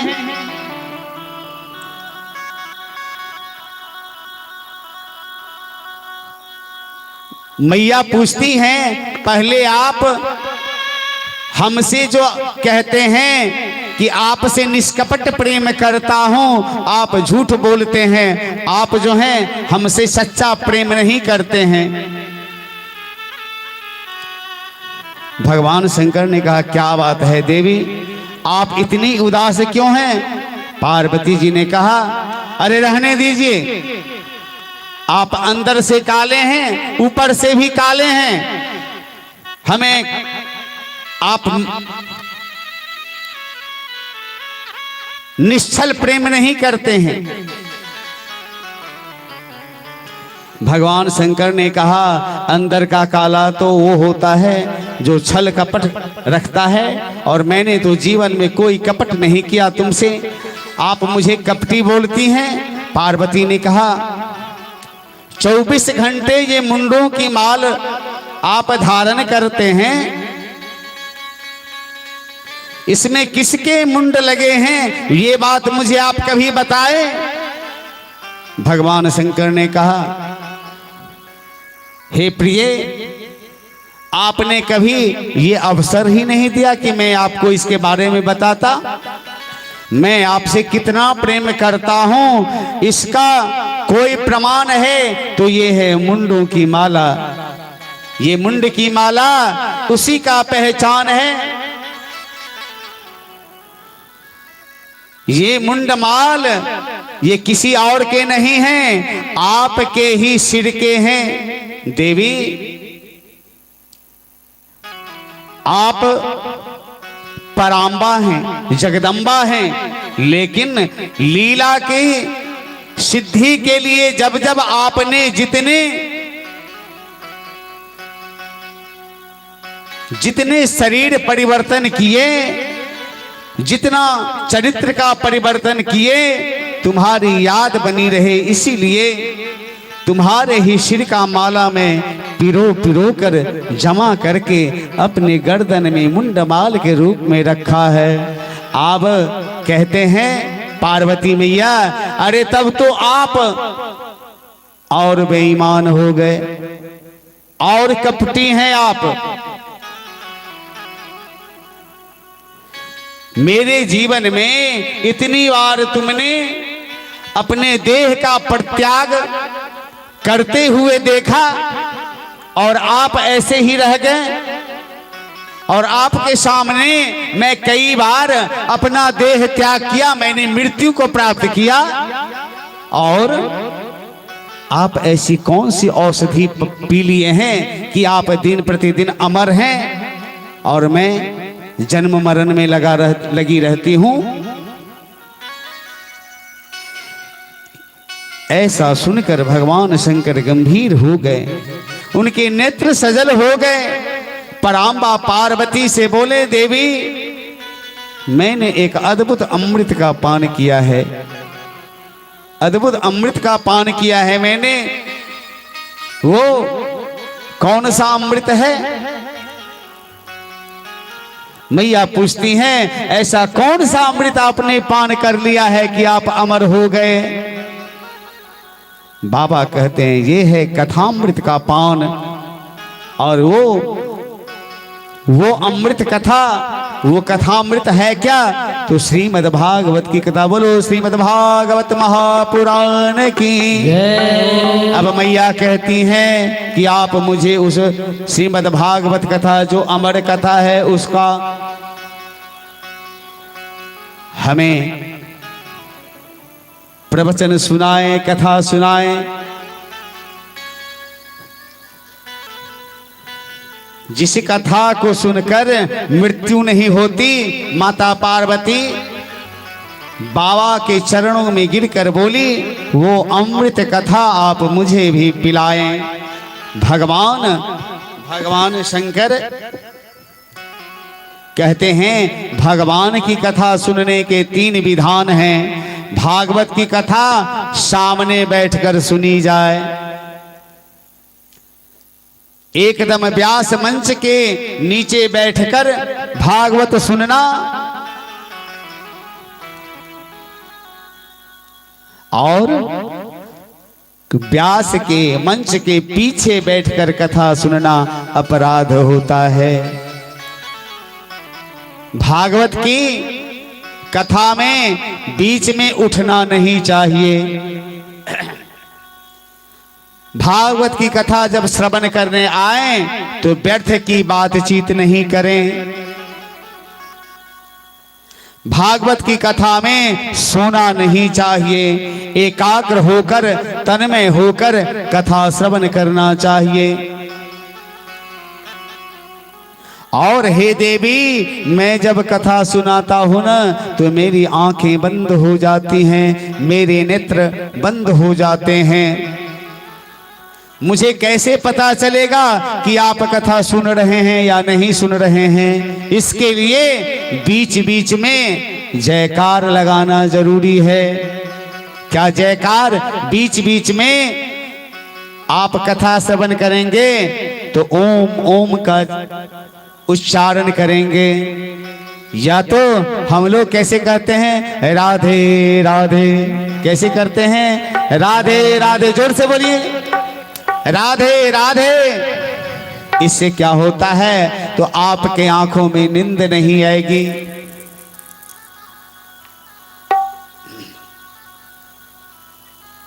अब मैया पार्वती बोली चलिए ठीक है। अब भोले बाबा ने क्या किया, कथा आरंभ किया।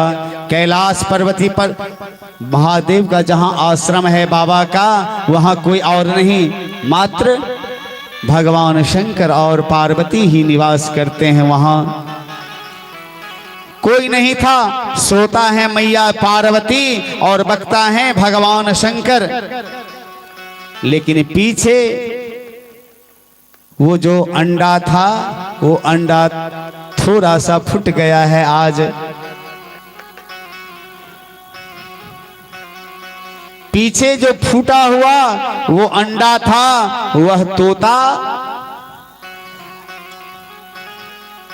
भगवान भोलेनाथ भागवत सुनाने लगे। माता पार्वती बीच बीच में ओम ओम कहकर सुन रही हैं। लेकिन पहले दिन की कथा का जैसे ही विश्राम हुआ, पीछे पड़ा तोता जो था वो अंडा साबुत हो गया। अब उस अंडे में जीव का प्रादुर्भाव हो गया। दूसरे दिन की कथा के प्रभाव से अंडा फूट गया, उसमें से सुंदर सा पक्षी निकल गया। अब पड़ा हुआ पक्षी तीसरे दिन की कथा को सुन रहा है, गदगद हो रहा है।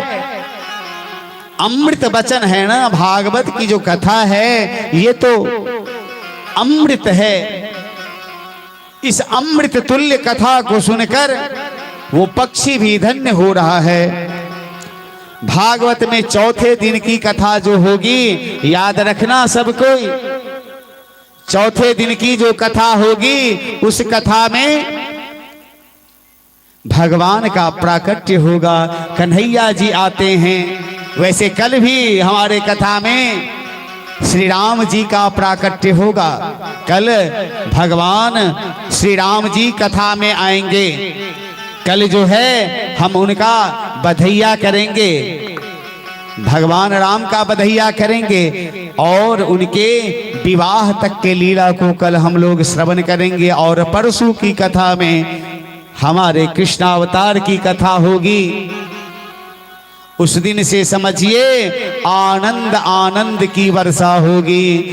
बोलवाल कृष्ण भगवान की जय।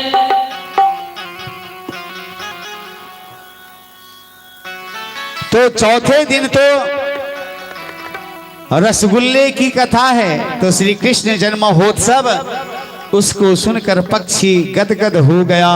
मैया पार्वती ध्यान लगाए बैठी हैं। शिवजी हमारे ये औढ़रदानी परम परात्पर भगवान शंकर अब मैया पार्वती जी को जो कथा सुनाई वो मेरे आपकी तरह थोड़ी ही थी, ऐसे नहीं सुन रहे थे। 4 घंटे सुबह और 4 घंटे शाम। वैसे बता दूं सज्जनों, आप लोगों ने कथा श्रवण किया है, श्रीमद् भागवत की कथा अगर ये 7 दिन नहीं, 7 वर्ष नहीं, 7 जन्मों तक भी सुने जाए तो भी वेद कहते हैं नो इति नेति नेति कथा। कारण हरि अनंत, हरि कथा अनंता। और मैं अकिंचन, मैं आपको क्या कथा श्रवण करा सकता हूं। मैं आपको बता दूं कि ये श्रीमद् भागवत की कथा विद्यावतां भागवते परीक्षा, ये तो विद्वानों की विद्या है। और हम लोग ढिठाई करके श्रीमद् भागवत की कथा कहने बैठ जाते हैं। वास्तव तो ये है, लेकिन एक बात और है, भगवान कहते हैं कि जब भगवान की कृपा हो जाए मनुष्य पर, मानव पर अगर भगवान की कृपा हो जाए, कल आप ध्रुव जी की कथा में श्रवण करेंगे कि मूकं करोति वाचालं पंगुलंघयते गिरिम यत कृपां तमहं वंदे परमानंद माधवम। जिनके ऊपर उनकी कृपा हो जाए तो जो बोल नहीं पाता है, मूक है, बौक जिसको बोलते हैं बौक है, वो बाचाल होकर के चारों वेद का बखान करने लगता है। मूकं करोति वाचालं पंगु, लंगड़ा जो है एवरेस्ट की चोटी को सेकंडों में पार कर जाता है। मूकं करोति वाचालं पंगुलंघयते गिरिम यत कृपां तमहं वंदे परमानंद माधवम। बस कृपा होनी हो तो उनकी कृपा हो, ठाकुर जी की कृपा हो। कहते हैं परिश्रम करे कोई जितना भी लेकिन कृपा के बिना काम चलता नहीं है। कृपा के बिना काम होता नहीं है।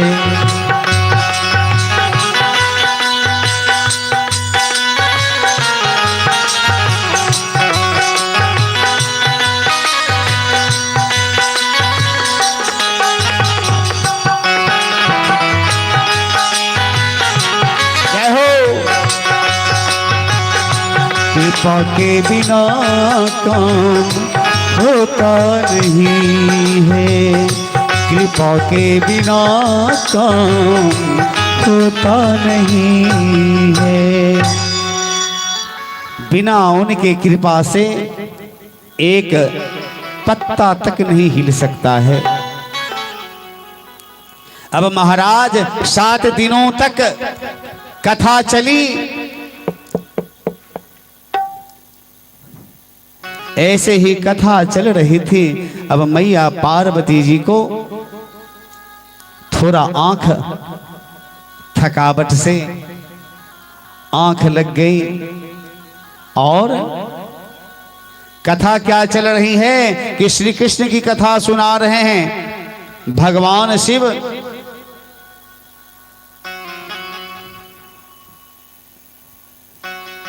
मैया पार्वती को कथा सुना रहे हैं, आंखें तो बंद हैं और मैया पार्वती को उनका भी आंख लग गई।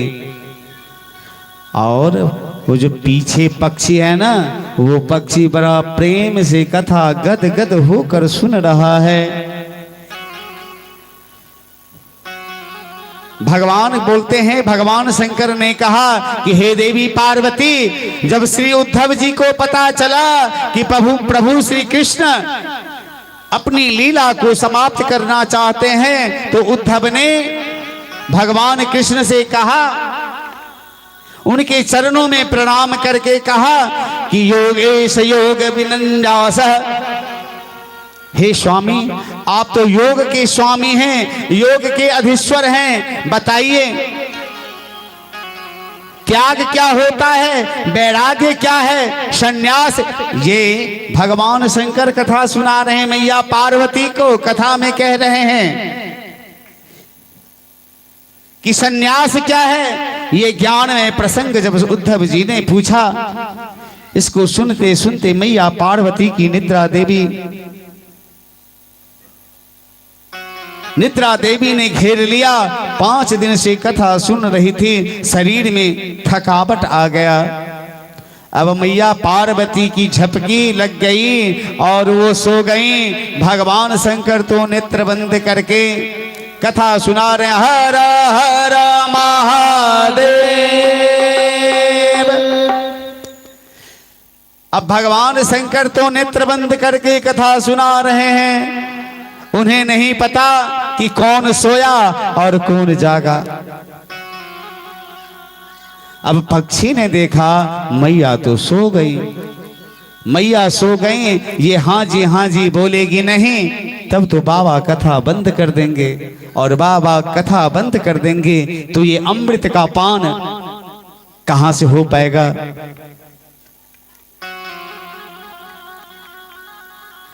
अब पक्षी विचार करता है कि मैया पार्वती की जैसे वो बोल रही थी ओम ओम राधे राधे, बिल्कुल उन्हीं के आवाज में वो पक्षी बोलने लगा।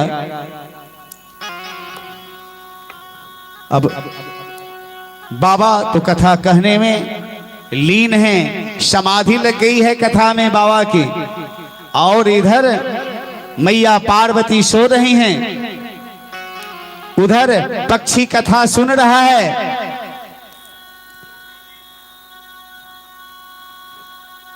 पीछे बैठकर कथा सुन रहे, भगवान की कथा पूरी हुई।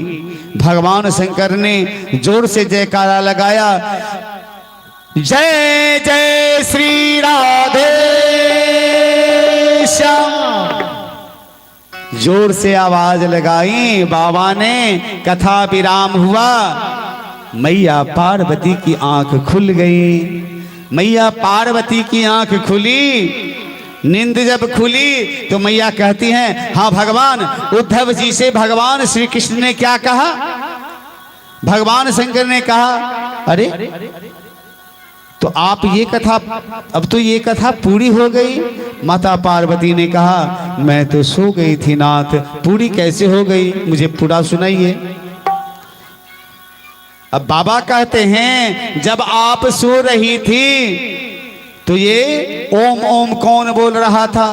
बाबा ने पीछे देखा, पक्षी को भगवान शंकर ने कहा, अरे इसने कथा सुनी, इसमें कोई आपत्ति नहीं, लेकिन ये कथा व्यास के पीछे बैठकर कथा सुना, इन्होंने ब्रह्म विद्या की चोरी की है। इन्होंने ब्रह्म विद्या की चोरी की है। सामने बैठकर अगर ये कथा श्रवण करता तब तो बहुत बढ़िया था, लेकिन इसने पीछे बैठकर कथा सुनी, इन्होंने ब्रह्म विद्या की चोरी की है। अब भगवान शंकर त्रिशूल लेकर दौड़ पड़े उसके पीछे, उस पक्षी के पीछे। अब महाराज आगे आगे पक्षी, पीछे पीछे भगवान शंकर त्रिशूल लेकर पीछा कर रहे हैं पक्षी का, दौड़ते दौड़ते दौड़ते दौड़ते बद्री धाम आ गए। पक्षी उड़ते उड़ते बद्री धाम तक आ गया। बाबा शंकर भी पीछे पीछे त्रिशूल लेकर बद्री धाम तक आ गए। बोले बद्री धाम महाराज की जय हो। बद्री धाम आ गए, जहां भगवान वेद व्यास निवास करते हैं। वेद व्यास जी महाराज वहां निवास करते हैं। वेद व्यास जी का कुटिया का नाम है साम्यप्रास, और व्यास जी की पत्नी है, उनके पत्नी का नाम है बिटिका देवी। व्यास जी की जो पत्नी है उनका नाम क्या है? बिटिका देवी। अभी तक व्यास जी को कोई संतान नहीं था। अभी तक व्यास जी के घर में कोई संतान नहीं था। बिटिका देवी बोली, हे नाथ, अब तो हम वृद्धावस्था की ओर अग्रसर हैं, अभी तक कोई संतान नहीं हुआ। अगर हमें संतान नहीं मिला, और पुत्रस्य गतिर्नास्ति, हमें स्वर्ग में भी कोई सुख प्राप्त नहीं होगा। हमारे वंश में कोई जल देने वाला तो हो। हे प्राणनाथ, अगर जीवन में एक पुत्र आ जाए तो कितना सुंदर होता। व्यास जी कहते हैं, हे प्रिय, समय पर सब कुछ मिलता है, आप धैर्य धारण करिए। आप बहुत जल्द गर्भ धारण करेंगी। आपके गर्भ से बड़ा ही दे दीप्यमान, बड़ा ही प्रतापी, बड़ा ही विद्वान पुरुष आपसे, आपके गर्भ से जन्म लेंगे। महाराज ऐसा करते हैं, ये लोग बात कर रहे हैं। उधर वो पक्षी उड़ते उड़ते उड़ते उड़ते वेद व्यास जी के आश्रम तक आ गया, और वो बीटिका देवी जो हैं एक बार मुहासा लेती हैं, मतलब जम्हाई हाफी लेते हैं ना हम लोग, हाफी मुंह खोलते हैं। बीटिका देवी मुंह खोली और वो सुग्गा जो था आकर के उनके गर्भ में प्रवेश कर गया। बोलो सुखदेव भगवान की जय। अब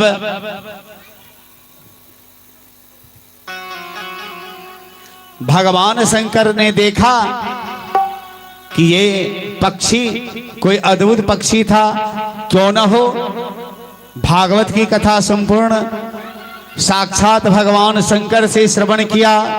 राधा रानी के गोद में क्रीड़ा करते करते राधा रानी के आदेश से इस मृत्यु भुवन में आया है और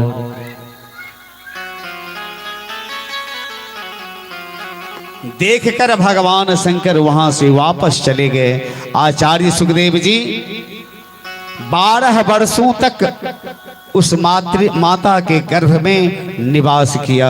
महाराज 9 महीने गर्भ में अगर हम लोग रहते हैं तो हमारी जो माताएं होती हैं, माता 25 बार अल्ट्रासाउंड कराती हैं 9 महीने में। कई बार डॉक्टर से मिलते हैं।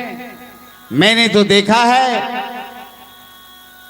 कि कई बार समय से पहले ही गर्भ से बच्चे को बाहर कर दिया जाता है। तो ऐसा नहीं, ठीक 12 वर्ष तक सुखदेव जी महाराज गर्भ में रहे।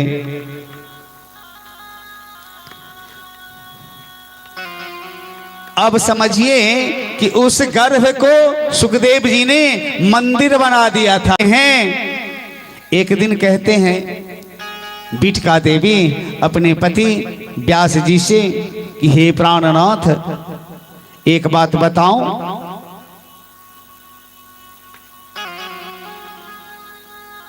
व्यास जी बोले बोलिए।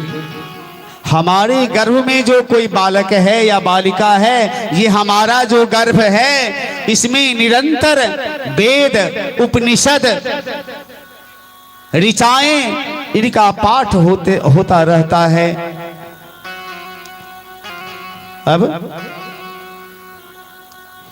एक बात आपको स्पष्ट बता दूं, अगर आपने अपने मन पर काबू पा लिया तो घर बैठे मुक्ति पा सकते हैं। और मन पर काबू पाने के लिए काशी अयोध्या वृंदावन जाने के बाद भी मुक्ति नहीं मिल सकती।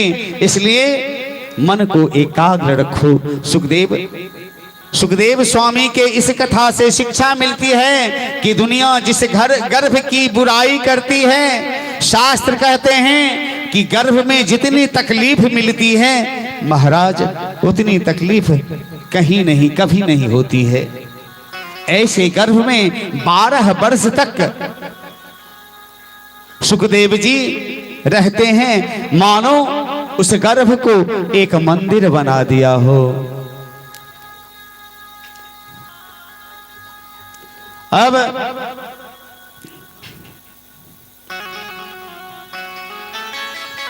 ये जो गर्भ है 12 साल तक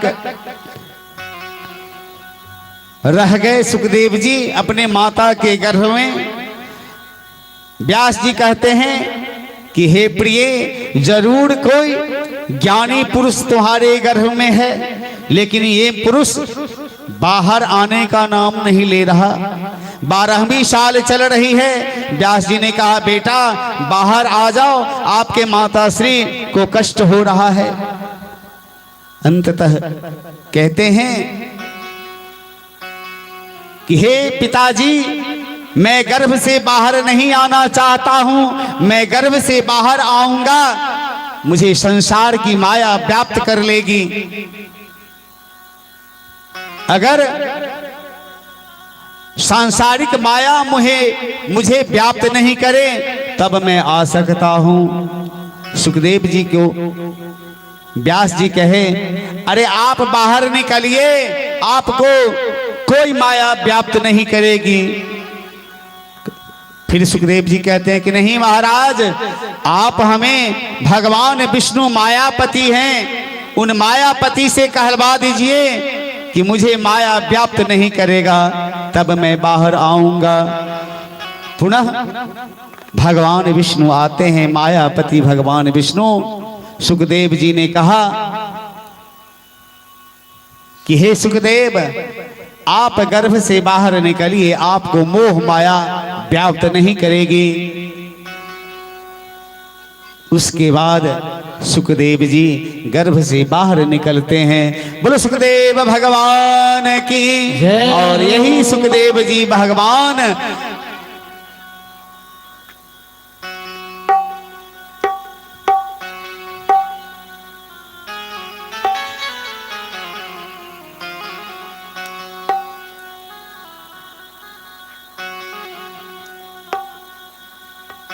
जय राधा माधव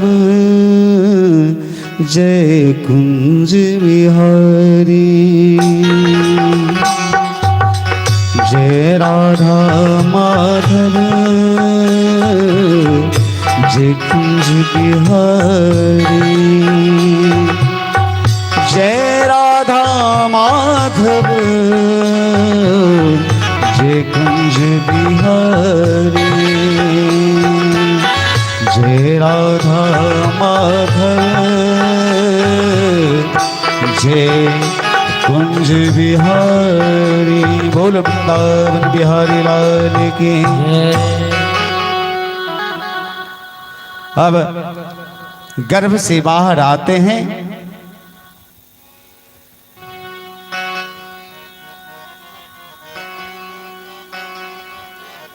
सुखदेव जी पधारे हैं जगमंगल करने को,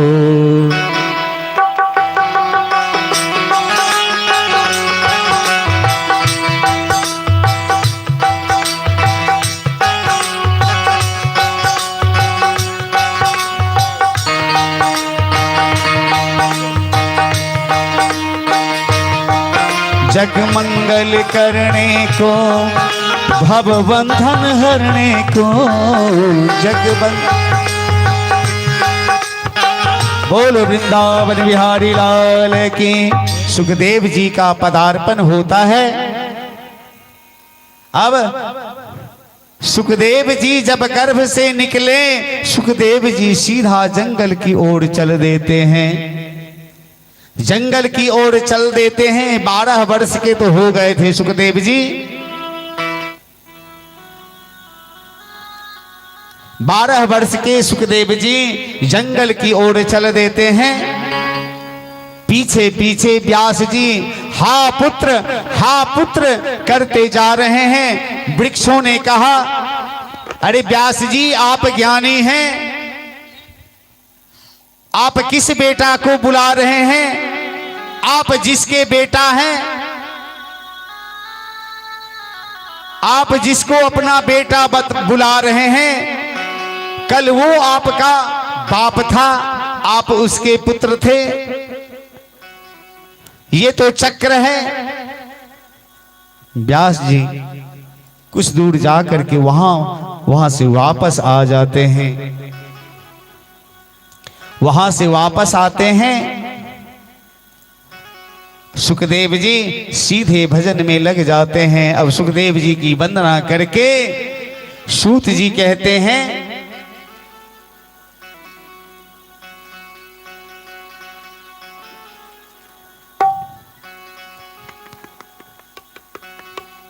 सुखदेव जी की वंदना करने के बाद सूत जी कहते हैं कि अब व्यास जी लौट करके तो चले गए, आदरणीय वंदनीय सुखदेव जी को हम प्रणाम करते हैं। सुखदेव जी परम संत हैं और संतों की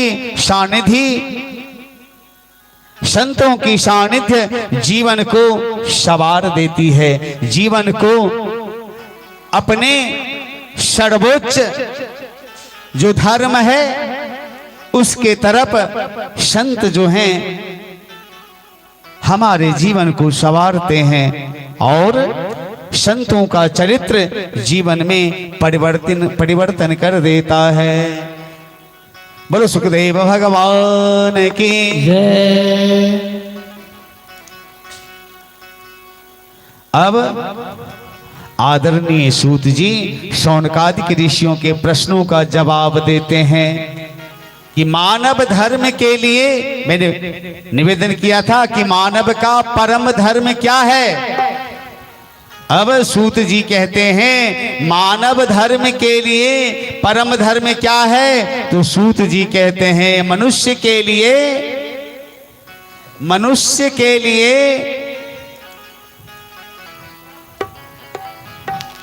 के लिए सर्वोत्तम धर्म है श्री कृष्ण के चरणों में प्रीति होना।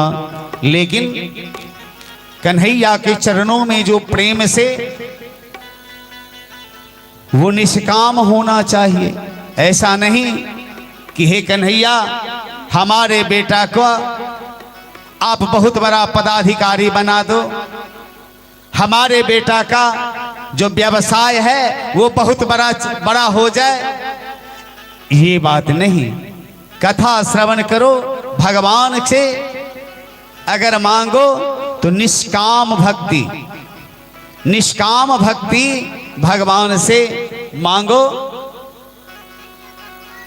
यही सर्वोत्तम धर्म है।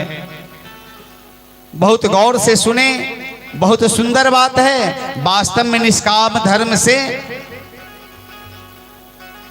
कोई धर्म ऊंचा नहीं होता। सज्जनों, मंदिर में हम इसलिए नहीं जाएं कि हमें कुछ चाहिए, बल्कि इसलिए जाएं कि मंदिर जाना हमारा धर्म है। भागवत इसलिए सुने कि हमारी फैक्ट्री चलने लगे, हमारा व्यापार बढ़ जाए, इसलिए मत सुनो। भागवत इसलिए सुने क्योंकि भागवत सुनना ये हमारा धर्म है, ये जीवन का सार है। मंदिर में पूजा करने जाते हैं, श्रेष्ठ देवता कौन है? सूत जी ने बड़ा सुंदर जवाब दिया। कहते हैं किसी देवता का निंदा मत करो, किसी देवता का निंदा मत करो, और निष्ठा किसी एक पर करो।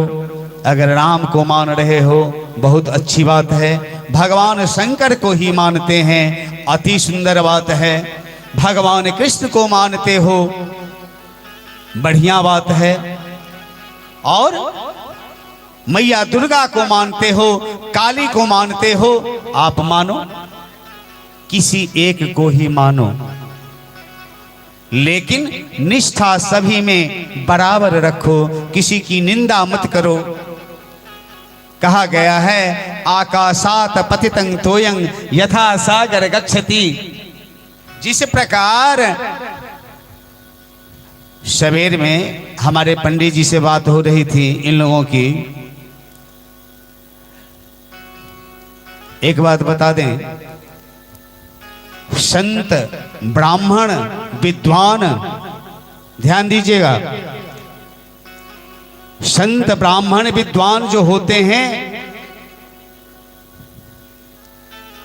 वो विद्या प्राप्त करके होते हैं, अध्ययन करके बनते हैं, और उनका व्यवहार भी उसी तरह का होना चाहिए। ब्राह्मण को ब्राह्मण कौन है? ऋजु तपस्वी संतोषी दयाशील जितेंद्रिय, ब्राह्मण के 9 गुण हैं। दूसरी बात, विद्या वो है जो आपको विमुक्त कर दे, और अगर दुष्ट को विद्या हो जाए तो विद्या विवादाय, वो विद्या विवाद का जड़ बन जाता है। धनं मदाय, अगर दुष्ट को संपत्ति हो जाए वो अपने मद में चूर्ण हो जाता है। विद्या विवादाय धनं मदाय, शक्ति हो जाए दूसरे को परेशान करने लगता है। शक्ति परेशान पड़ पीड़न आया, ऐसा नहीं होना चाहिए। उसी बीच में आप लोगों की बात हो रही थी,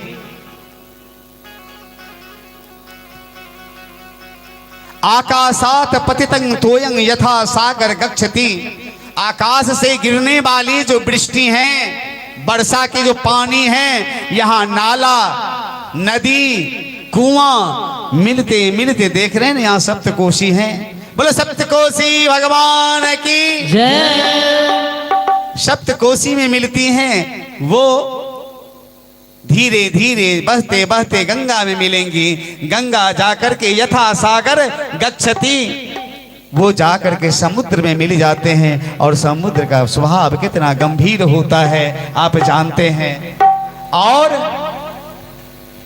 ऐसे ही चाहे जिनका हम पूजा करते हैं, देवी का, भगवान विष्णु का, राम का, लक्ष्मण का, भरत का, शत्रुघ्न का, भगवान कृष्ण का, बलराम का, दुर्गा देवी का, काली मैया का, वो भी घूमते घूमते किसी न किसी रूप में हमारे माधव की चरण में हमारा भक्ति प्रदान कर देता है। अर्थात आप जिनकी भी पूजा करो, उनसे मात्र यही कामना करो कि गोविंद में हमारी प्रीति मिल जाए। हे मैया दुर्गा, आप ऐसा कृपा करो मेरे ऊपर कि गोविंद के चरणों में हमारी प्रीति बढ़ जाए। यही तो धर्म है। अब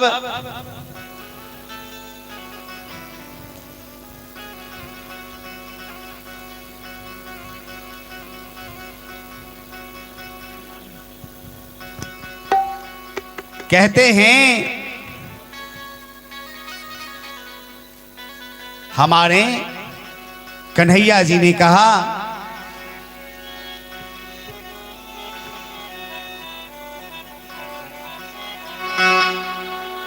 अनन्याश्चिन्तयन्तो माये जनाः पर्युपासते तेषां नित्याभियुक्तानां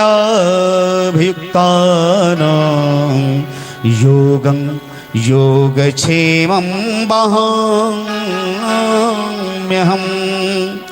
अनन्यता से गोविंद का जब चिंतन करेंगे तो उनके दृष्टि के अलावा कोई ना हो। दृष्टि आपकी ऐसी महान बन जाए, जो आपके सामने आवे उसे अपने गोविंद ही दिखाई दे। सामने वाले जो भी नजर आए, सबके हृदय में विराजमान हमारे गोविंद हैं। सभी को मैं यहीं से नमन करूं। मैंने कल भी निवेदन किया था कि आप सभी के हृदय में हमारे गोविंद विराजमान हैं। मैं उन्हें वंदना कर, ऐसी भावना रखो। भगवान कहते हैं कि सभी को छोड़कर सर्वधर्मान् परित्यज्य मामेकं शरणं व्रज। सभी के आशा को छोड़कर जो मेरे शरण में आता है, उनको क्या होता है? कराऊं सदा तिनके रखुबारी,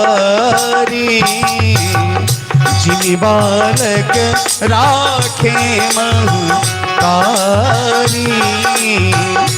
करो सदा तिनके रखवारी, जिन बालक राखे महतारी। ऐसे जो भक्त होते हैं, सभी के आशा को छोड़कर मेरे शरण में आते हैं, उनको मैं उसी प्रकार रक्षा करता हूं जैसे माता अपने बच्चे की रक्षा करती है। बोलो बाल कृष्ण भगवान की जय। चलिए एक और भजन का श्रवण करें।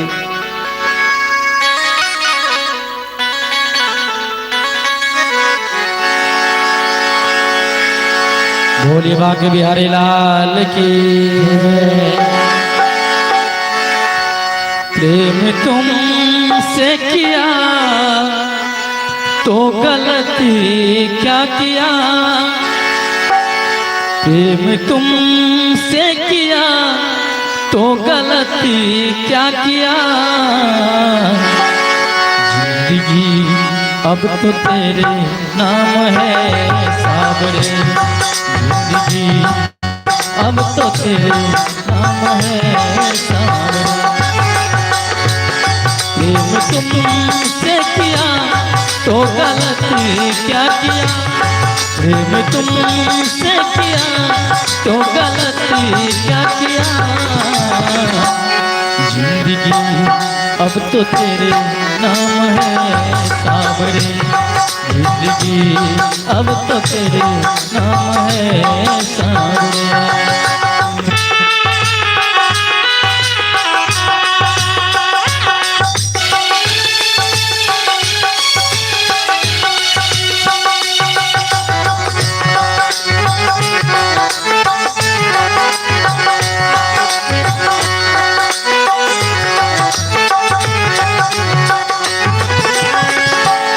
लोग कहते हैं कि मैं तो हूँ खुश नसीब, लोग कहते हैं कि मैं तो हूँ खुश नसीब।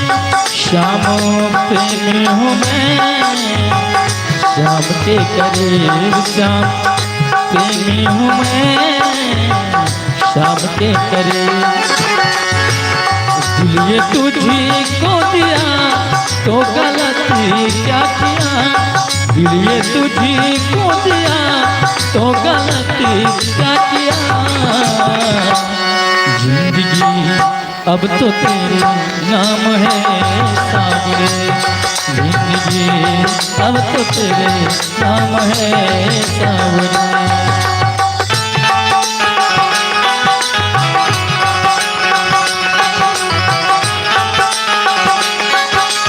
राधे राधे।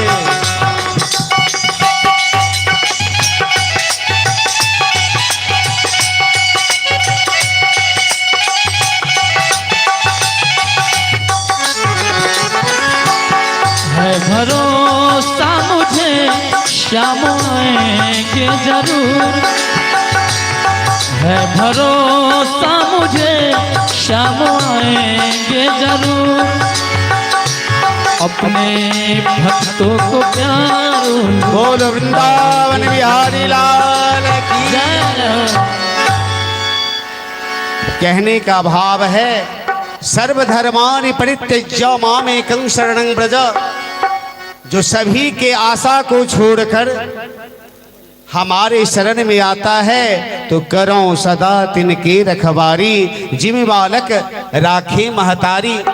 मैं उस भक्त को ऐसे रक्षा करता हूँ